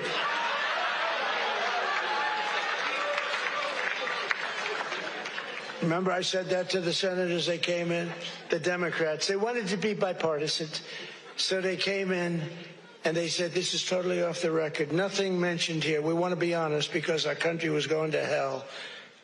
And we had a meeting. And I said, why is it we only take people from shithole countries, right? Why can't we have some people from Norway, Sweden, just a few? Let us have a few. From Denmark, do you mind sending us a few people? Send us some nice people, do you mind? But we always take people from Somalia, places that are a disaster, right? Filthy, dirty, disgusting, ridden with crime. The only thing they're good at is going after ships. That's how he feels about y'all. Now, I know some of y'all, again, some of y'all think y'all are the special immigrants. Some of y'all think, oh, no. He's not talking about me. Stephen Miller, that white supremacist, went on TV this week and said, you know what? If we get rid of these damn immigrants, he didn't specify which ones, we could be doing so much better in America. Listen. We talk about test scores. Well, if you subtract immigration out of test scores, all of a sudden our test scores skyrocket. If you subtract immigration out of health care, all of a sudden we don't have nearly the size of the health care challenges our country faces. If you subtract immigration out of public safety, all of a sudden we don't have violent crime in so many of our cities. Issue after issue, we talk about these things that they just happen to us. The schools just suddenly fail. Violent crime just suddenly explodes. The deficit just suddenly skyrockets. These are a result of social policy choices that we made through immigration. Matt, what Trump and his people are saying is, we want white people. We want white immigrants. And I hope these black and Latino immigrants are paying attention because they don't want y'all asses here. So I think it was Francesca Ramsey that said, I never thought the leopards would eat my face. I think that was the entire preceding part of this segment. That's all it is. It's people, like you said, who thought they were going to be the special one that was not going to be on the shit end of Trump's stick, and they are there now. And you're right. That's all it is. They could not be clear about wanting whiteness. I mean, that's why Brother Alvin Brown was on the show earlier, right? The only people they're firing are black people who have ascended to these positions. It's very clear. They're not hiding that fact. And, you know, that's a linchpin of their policies, that they just want whiteness. And, you know, they're not hiding that fact. And to me, I don't understand how any person after the first Trump administration, especially somebody from an immigrant population, considering his long history before he was ever president of how he treated non-white people, could vote for him and then act aghast when he does exactly what he told you he was going to do, what he has said, the rhetoric, and, you know, the people that surround him. None of this is surprising. It's just more brazen now. And I think what he has done is foment a lot of that same desire to be openly hostile to non-white people and to desire a white world for your average white American who has felt embattled for whatever, decades, right? Now they're coming out and a lot more brazen about, espousing these kinds of thoughts. But these are also the same people who will tell you in Texas that they're proud Czechs or proud Germans and their families have been here for X number of, generations when they immigrated here. And they will one-off their own immigration. But when it comes to anybody that doesn't look like them, they will call them everything but a child of God. All right, Matt, and then you got to go. I appreciate it. Thanks a lot. Real quick, though, before I go, at some point we're going to talk about how Texas beat A&M. You keep trying to escape it. I'm not going to let you. I'm sorry. So, the college. Whenever you're ready for that. I got a question. I got a question for you. No. I got a question for you. No. I got a quick question. Did you hang your jersey up? Because y'all not in the playoffs. All I know is. Hold on. Are y'all in the playoffs? Beating y'all. In fact, we tried. I've been on this show. In fact, we tried to help y'all get into the playoffs because. But you know what? I'm only talking to playoff teams. Did Howard make the? Hold up. Did your actual school Howard make the playoffs? Oh no, I'm sorry. That's Prairie View. Hold up. That's Prairie View in Jackson. That's Prairie View and South Carolina State in the Celebration Bowl tomorrow. You can talk as fast as you want. You can talk over me if you like. Oh, I'm not. All I know is on December 20th. You came to on December 20th. On December 20th, Miami will be playing at Kyle Field. Your stadium will be real empty. When I text you, you talking about the offensive coordinator. Oh, he did suck. I'm glad his ass gone. I'm glad he gone. But I do got to ask you this question, man. I got to ask you a question. Are y'all playing in the postseason?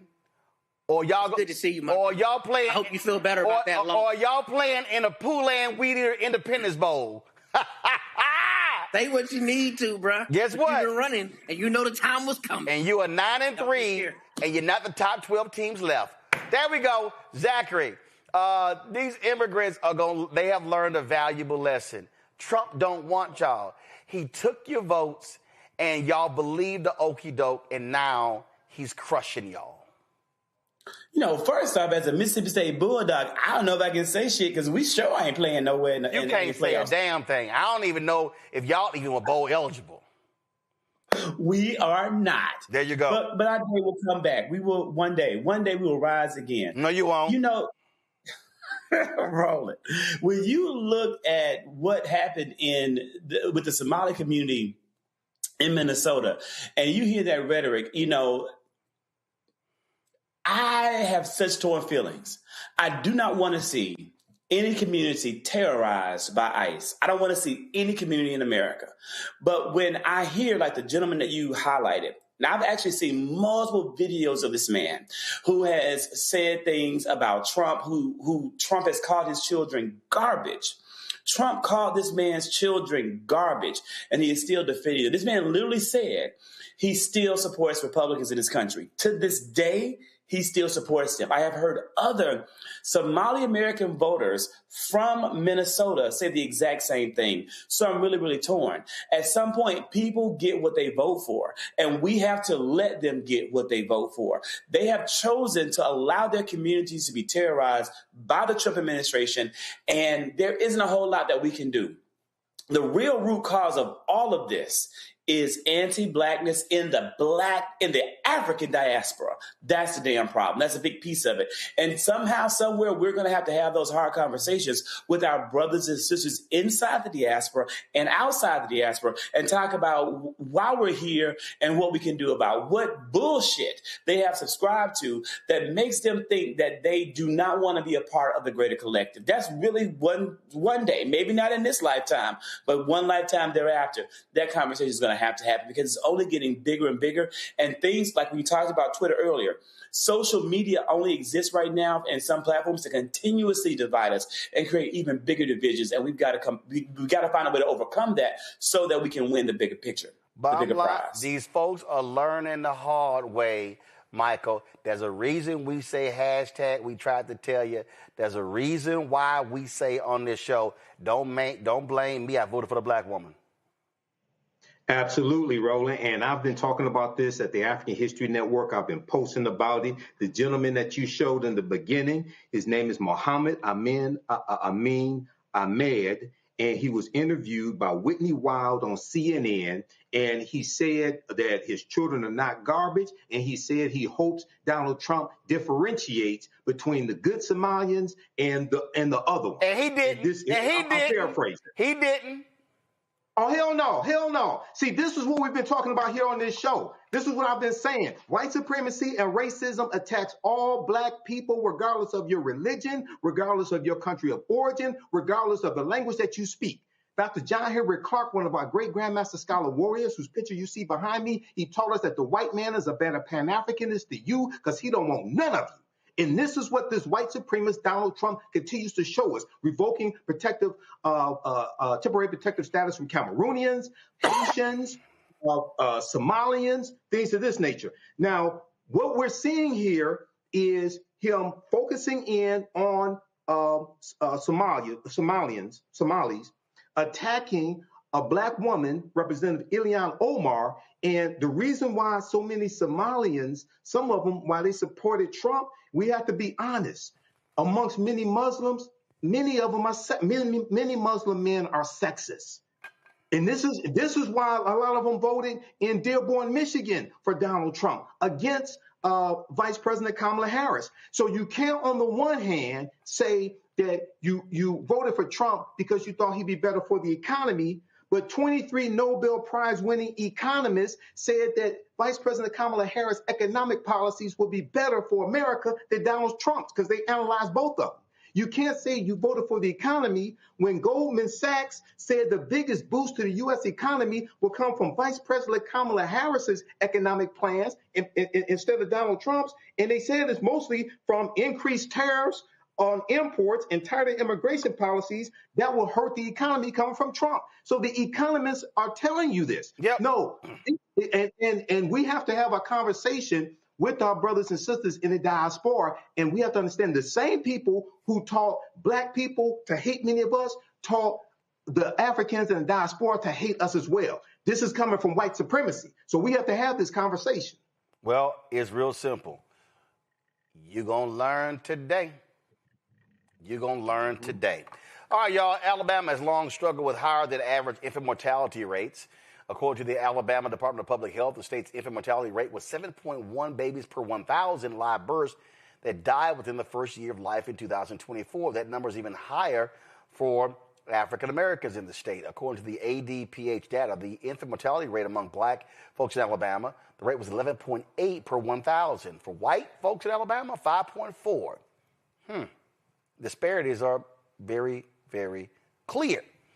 Let's talk about the Alabama Birth Equity Initiative. Tia Freeman is Communications Director for the Yellowhammer Fund, a reproductive justice organization dedicated to providing support for abortion access and advocating for reproductive rights in Alabama, Mississippi, and the Deep South. Tia, this is real simple. I'm confused. I thought Alabama is pro-life land. I thought Mississippi is pro-life land. I thought all of these southern states, they some pro-life. I mean, the reason the Supreme Court overturned Roe v. Wade, that was a Mississippi case. So how could pro-life land have high infant mortality rates? Child, the truth is that when it comes to this discussion of people being pro-life, we all know that pro-life really just means forced birth. So when you're talking about pro-life land, you're only talking about the state impeding on your right to terminate a pregnancy and expand your family, not about accessing care, not about making sure you have safe and equitable and culturally competent and relevant, birthing practices, not about if your kids can eat when they're here. It's just about forcing you into expanding your family or becoming a parent in the long run. And I don't know about y'all, but like my grandma always used to say, a hard head make a soft bottom, right? So like this is one of those times where people were yelling and ranting and raving about this would never happen. Like just because abortion goes away doesn't mean that other people there's gonna be some consequence down the line, when in actuality, that's exactly what we've been saying will happen, because it's just too vague in the legal language. Doctors don't know when they can intervene and when they can't. So it's a lot of people struggling with maternal health. We were already in crisis as Black people, and now that's being exacerbated along with every other maternal and reproductive health issue. The reason I keep saying this is because I would think the places that are so pro-life would really be locked in and loaded and focusing on delivering healthy babies. Oh, I'm sorry. I just simply think they're really anti-abortion. And you would be correct in that assumption. I think you have to look at the legacy in the regions and the landscapes that we're referring to, right? The work that we do at Yellowhammer Fund services the Deep South. We're based in Alabama, but we also support folks in Mississippi, in the Panhandle of Florida, and a couple other states across the South. And those are areas that have had a long colonial, racist, misogynistic, and misogynoir history with birthing folks. You got to think about when folks first came over here and they used Black bodies to, bring in more slave labor to once slavery was in part abolished. They tried to curtail and force Black people not to be able to have to have children. So you're not really talking about a pro-life movement who cares about the people. They care about the capital, and they care about making sure that their initiatives, which is an anti-abortion initiative, gets put forward, right? Especially when you think about the ways in which racism, white Christian nationalism is on the rise. They need more white people to have babies. In the same way you were talking about immigration, they want less of us, right? So all of that is is having an intersecting moment right now when we're talking about maternal health, because we're not the people that they've ever wanted to have healthy and whole families. So with this initiative, how do you actually lower the mortality rate for African Americans? What's your plan? We do it by going back to our roots. We come from a long lineage of granny midwives, Black birthing folks. So one of the things that we're doing is making sure that the midwives that are in our region are being able to be trained. They're not having financial burdens and barriers to being able to get their licensure. So how we're doing that is we're paying people to complete their midwifery school. We're paying preceptors to work with midwives.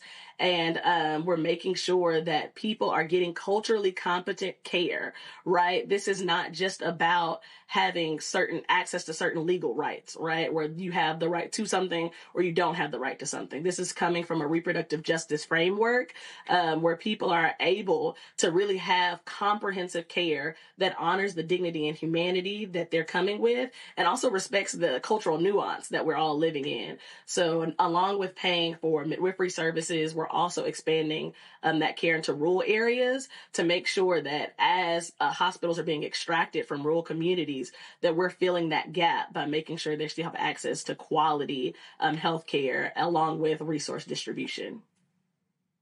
All right, questions from our panelists. Zachary, you first. So this is like my day, right? Where Mississippi's all in the house as a Mississippi native. I want to know just a little bit more about what you're doing in Mississippi and how it's had an impact there. Yeah, so the Alabama Birth Initiative is focused on Alabama. I want to be specific when I'm saying that, but Yellowhammer Fund as an organization works across the Deep South. So the work that we're doing in Mississippi looks like abortion travel assistance. So as you may know, a lot of states in the South have total abortion bans. Some do have some exceptions to what's allowed. But in Mississippi, we're helping abortion seekers travel outside the state to get legal access to care, as well as distributing emergency contraceptives, which is, for those who don't know, those are like Plan B's, the morning after pill. And so we ship that in to Mississippi to whoever requests it. That way they can have that either provisionally, so in case they need it down the road, or if they need it because of an instances where they need access to emergency contraceptives. Yeah, very briefly, because my nieces, all my family still lives there. What can we do? Like, how can we get more information? How can we support what you guys are doing, specifically for my family and friends in Mississippi? Yeah, you can go to our website. It is www.yellowhammerfund.org.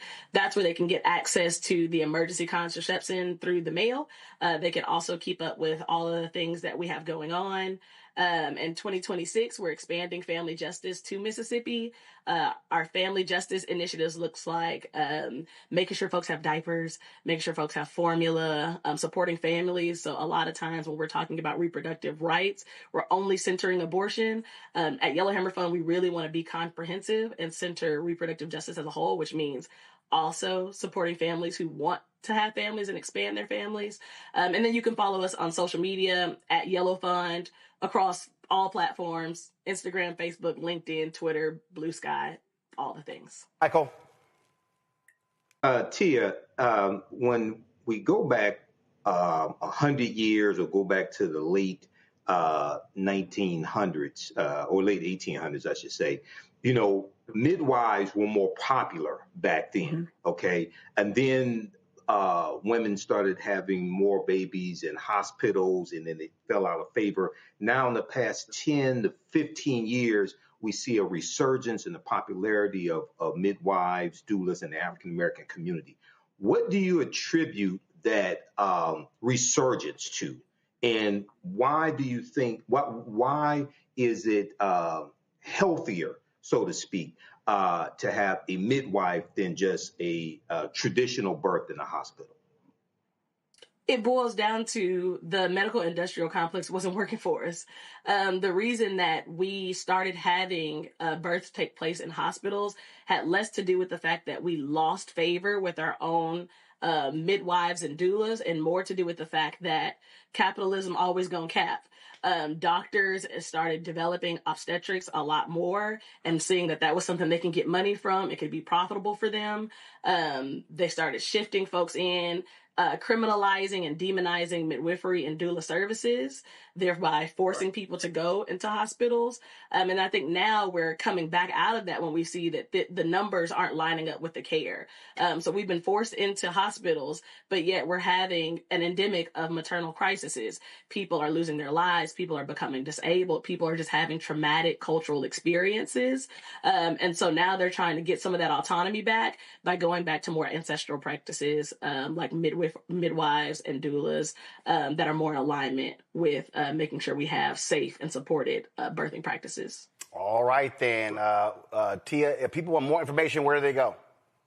They can follow us on social media at Yellow Funds, and then they can also go to our website and go to ABEI, which is Alabama Birth Equity Initiative. That's the website for the coalition, and you can find all information you need to figure out how you can support us both financially and how you can make sure that you get access to resources. All right, we appreciate it. Thanks a lot. Yeah, thanks for having me. All right, folks, going to a break. We come back. 50 years of the National Association of Black Journalists.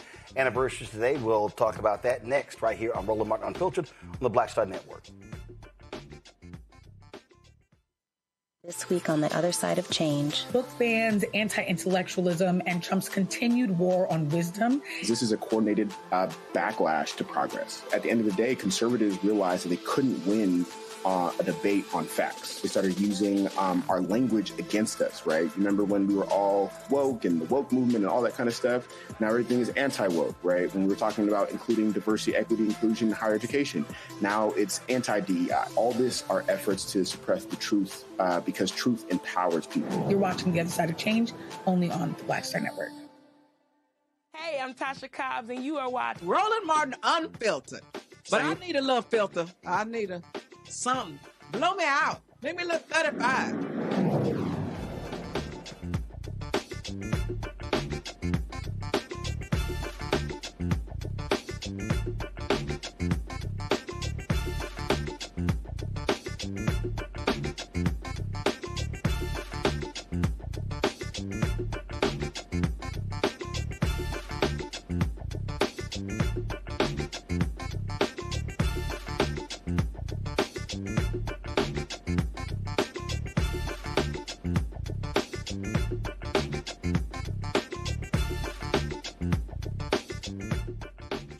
Folks, today marks the 50th anniversary of the National Association of Black Journalists. You can see I'm rocking the NABJ. This was the shirt given out at our convention this year at our J Shop. And so this is it. 44 journalists gathered in a hotel room in Washington, D.C. To launch what is known as NABJ. These pioneering black journalists were catching lots of hell in newsrooms, and they decided on December 12, 1975, that they needed a trade organization to speak to and represent the interests of NABJ. The first president was Chuck Stone, my alpha brother. Chuck Stone, of course, and there's no shock that the color scheme of NABJ is black and gold. And so it launched on this day all across the country over the last year. There's been a documentary airing at film festivals telling the story of NABJ. This here is a preview of that documentary.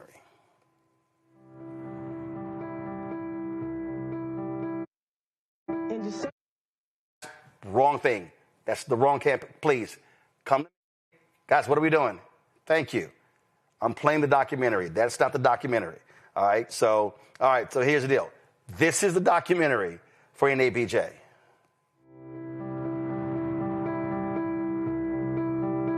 In December of 1975, I'm in Washington, and the black elected officials are meeting. Black journalists from all over the country were coming to cover this conference. I remember taking the train down and getting off the train in D.C. It was Chuck Stone's idea. Very savvy political player and visionary, too, in many ways. He had this kind of missionary zeal about him. From afar, if you look at a group of black journalists, you think, well, these are all very impressive people. But within that group, there's always one who rises a little higher, who speaks a bit more forcefully. Chuck Stone was that person to our group in 1975. It's not the first time it had been tried, but none of the other attempts really got off the ground and flourished. We started it in order to have some means of communication between us, to protect us, and to protest if necessary. A sheet of paper was passed around at the meeting on which we signed our name. There were a few people who were, I don't think I can sign it because if they found out I was here, I might not have a job. It was a very brave thing. Some employers told people that you basically have to pick between your employment here and your association with the National Association of Black Journalists. So the whole idea was to improve the number of blacks in journalism overall in America, to improve the treatment of those who had jobs, and to improve the coverage of the black community. You could be the only black person on the staff. So it was also lonely in a lot of cases because you didn't have anyone who looked like you. I was essentially a clerk and did a little bit of helping around the newsroom. I must have said, I wonder if I could ever be on air. And the news director told me, oh, no.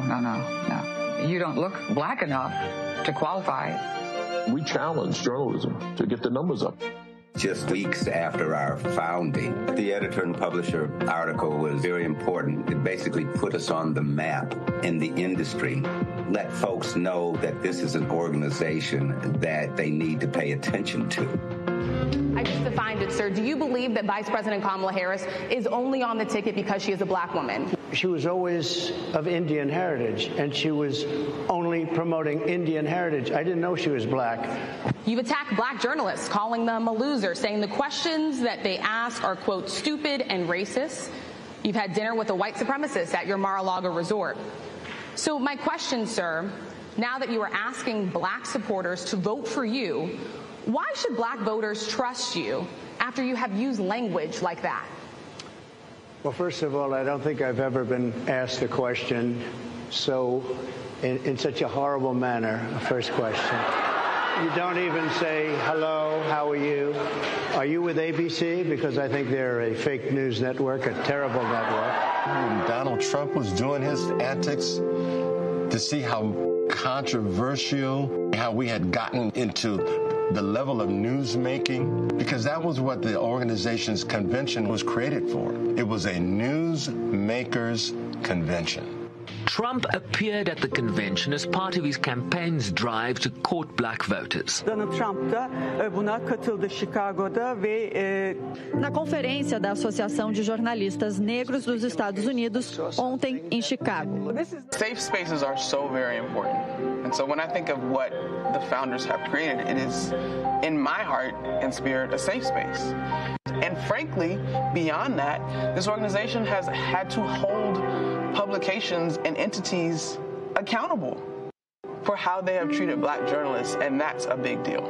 Some people will help found and then they just go on about their merry way. No, these people are here, they are involved, they are still teaching, they are still learning, they are still fighting. The founders thought when they came together that we're going to form a brotherhood, a sisterhood, a family, and we will support each other and we'll be here for each other.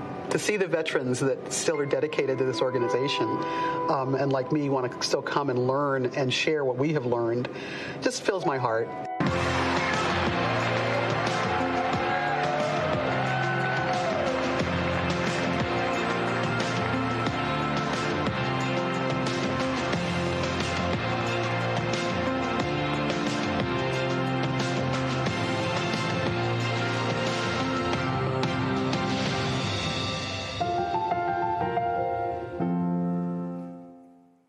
So, folks, that documentary is airing, again, at film festivals all across the country. Now, today, NABJ announced a new initiative that I'm actually going to be leading. It is our Jubilee Endowment Campaign, celebrating our 50th anniversary. Our president, Aaron Haynes, posted this video today talking about this campaign. So check this out. Courageous black journalists gathered in Washington, D.C. and made a bold declaration that our voices, our stories, and our leadership are essential to American journalism and to American democracy. That moment of vision and defiance gave birth to the National Association of Black Journalists. And for half a century, NABJ has shaped our profession and expanded who gets to tell the story of this country. So today, as we honor that legacy, we're also building for the future our founders imagined but could not fully see. On our historic anniversary, as president, I am proud to announce the launch of the NABJ Jubilee Endowment Campaign, the most ambitious capital campaign in our history. So over the next 4 years, our goal is to raise $15 million to create a permanent endowment that secures NABJ's future and strengthens our ability to recruit, train, support, and elevate the next generation of Black journalists. So we're doing this now because the stakes have never been higher. From newsroom layoffs and consolidation, to AI disruption, to coordinated attacks on DEI that disproportionately harm Black journalists in our communities. A strong endowment gives us power. The power to stand firm, plan boldly, and protect the pipeline for decades to come. Our founders built the foundation, and now it's our turn to build the future. So I hope you'll join us. So, folks, let me unpack this. And so we heard Aaron say there, and Michael, folks have heard me say this on this show, that what is required right now is required for Black institutions to have to lean on the collective and look inward. If you look at many of our Black organizations, nonprofits as well, what we've done is we've had corporate support, we've had different grant programs like that, but we're seeing the anti-DEI attacks and things along those lines. And so what our goal with this initiative is to say, hey, let's raise this over the next 4 years. And so we announced something called the Golden Circle. And so if you look at the website there with this Jubilee Endowment, we have different levels that folk can give. And the Golden Circle, the goal is to get 100 members, or get 100 members, or get 100 corporations, it does not matter, to contribute $100,000. Now, that's $25,000. You go to my iPad, see the campaign levels. So that's $100,000. So that's the minimum. So that's 4 payments, $25,000 each. There's a whole bunch of anchors out there. Listen, they're in a big tax bracket, so they need some write-offs. The Silver Circle, donors contribute anywhere from $50,000 to $99,000. The Bronze Circle as well. And so what this then does, folks, we talk about endowment campaigns. We see Mackenzie Scott, donations that she has made to HBCUs. That's dramatically increased their endowment campaigns. So let's say you have a $15 or $20 million endowment. Let's just say it's $20 million. Or for $50 million we're raising. Well, if you're investing your endowment, and if you just get a 10% return on your endowment, then that's $1.5 million you can take to fund initiatives. And so the endowment is to be able to invest and maintain your programming for a long period of time. The reality is that in NABJ, we've got investments, things along those lines, but we don't have a large endowment. And so this campaign is about ensuring the future of NABJ. And I have been saying all of our Black institutions have to be thinking this way, and we can't just solely hope for philanthropic endeavors. I would love for Mackenzie Scott or some other philanthropist to say, hey, NABJ matters, and so I'm going to donate $1 million, $5 million, $10 million, $15, $20 million. But this is also about going to our members and going to other African Americans saying, hey, Black journalists matter, Black media matters, and we've got to ensure there's a future for Black journalists to be trained and for them to be to go into a place where they can be nurtured, trained, and supported. And so that's why we're launching this Jubilee Endowment campaign. Michael, your thoughts? I think this is fantastic, and we see African American media under attack. We see, this past year with Juneteenth, for instance, and Juneteenth events across the country had less corporate sponsorship, less vendors. You talked about NABJ conference a few months ago, how there was less corporate sponsorship. I think we saw the same thing with Essence as well. And we've seen this attack from the Trump administration on DEI. And when you have less corporate sponsorship, then these events, these organizations can't grow as much as they can. They can't do as much as they need to because they don't have the funding. So we have to rely on cooperative economics, pull our resources together, and fund NABJ, and I'll be at the NABJ conference in 2026 as well. I was there a few years ago when you were here, Roland, in Detroit, and they debuted that film Black Klansman with Denzel Washington Jr., Denzel Washington's son. I think that's his name. And so this is fantastic. And No, Michael. Denzel's son is John David Washington.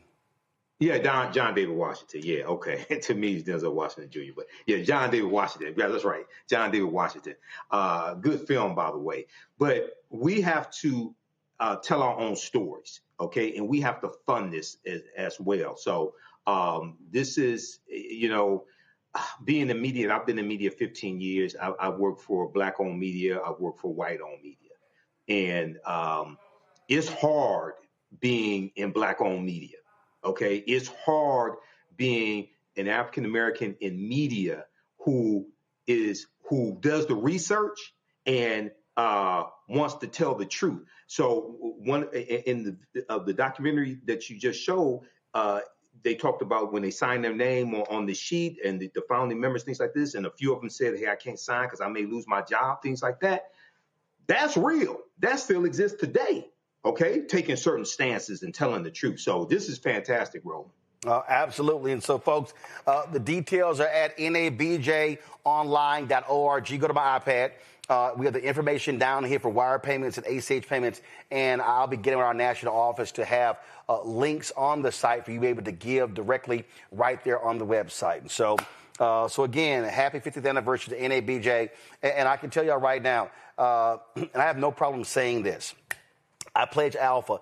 I crossed the burning sands April 27, 1989. I joined NABJ. I attended the first conference, and I think it was in March. We were in Little Rock, Arkansas, for our regional convention in 1989. I was elected to the National Board as student representative in August of 1989, our convention in New York City. And there's been no organization that's played a bigger role in my career as a journalist than NABJ. And so when we talk about why professional organizations matter, when you have the ability to be a student and meet prominent journalists, when you're able to get people who are mentors, that video right there showing the founders, when you're talking about Dwayne Wickham and Vernon Jarrett and Les Payne and Chuck Stone, these are all individuals who I was able to talk to, meet with, sit at their feet, learn from. And so it's critically important that we, the next generation, support these organizations so the next generation has an organization and a convention to be able to go to. And I think a lot of people, again, what did I say before? That there are too many people today, Gen X and millennials, who have made withdrawals from the Bank of Black Justice, and they have not made many deposits.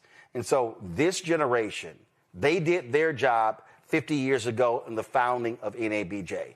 This generation must do its job to ensure that there's a future of the National Association of Black Journalists. And so I encourage everybody to support and to give to the NABJ Jubilee Endowment Campaign. And I would ask our Black journalists who are at ABC, NBC, CBS, Fox, CNN, MSNBC, who are working in the top 10, 20 markets in this country, you know the role NABJ played. You know how important the organization is. And so whether you think it should be doing more, that's fine. We need those ideas. I'm back on the board of directors as Vice President Digital. We need your involvement. But this is what I know right now. The next 3 years are going to be extremely difficult for NABJ and other Black organizations to get corporate support. It's going to be difficult because we're in the attacks on Black organizations, the attacks right now that we're seeing coming from the White House and other places. Corporate America is not standing up. Too many people are capitulating. And so this is the moment where African Americans are going to have to understand communal, understand the collective, and support our institutions. And so I'm encouraging every single high net worth African American journalist, do your part. You got to listen. You in that 37, at 35, 37, 39% tax bracket. You know you need tax write-offs. And so if you're going to give to charity, give to the National Association of Black Journalists, give to our endowment campaign. I absolutely believe that we can get 100 of our members to give $100,000. If that's the case, that's $10 million of our $15 million campaign. And so please show it again, the logo, please, of our Jubilee campaign. The NABJ Jubilee Endowment Campaign kicked off today, with today being the 50th anniversary of NABJ. And so we want you to support us as well. So, folks, y'all, that's the.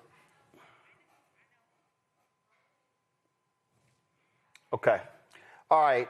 I want y'all to support the National Association of Black Journalists, support our Jubilee campaign. All right, folks, that's it. Michael, thanks a lot. Matt, thanks a lot. Let me thank Zachary. Control room, y'all got to get it together. All right, y'all, that's it for us. Great week. Thanks for all the panelists and everything we have on the show. Support the work that we do. Join our Bring the Funk campaign, y'all. And, of course, the goal is to raise $1 million this year. Listen, we got new shows coming, health show coming, new daily news show coming, lots of new stuff coming down the pipeline, so your support is critical. So if you want to join Bring the Funk campaign, you can contribute via Cash App. You want to use a square QR code. You see it right here, and that is bottom left-hand corner. Of course, we also have PayPal, R. Martin Unfiltered, Venmo's RM Unfiltered, Zelle, Roland at RolandSMartin.com, Roland at RolandMartinUnfiltered.com. Checks and money order, make it payable to Roland Martin Unfiltered, P.O. Box 57196, Washington, D.C., 20037-0196. Download the Black Star Network app, Apple phone, Android phone, Apple TV, Android TV, Roku, Amazon Fire TV, Xbox One, Samsung Smart TV. Be sure to get our Roland Martin Unfiltered Black Star Network swag. Go to shopblackstarnetwork.com. Support the black-owned products that are on our website. So go to shopblackstarnetwork.com. Support them. And so...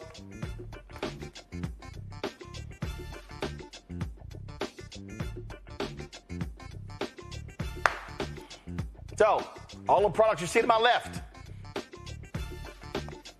Thank you. All right, all the products here. All these are black-owned products. So please support the work that we do. Support these black-owned companies right here. Also, don't forget, download the app Fanbase. And look, only a few more days left. The raise closes on the 18th. Today is the 12th. $14.6 million has been raised. And so get more information at startengine.com/fanbase.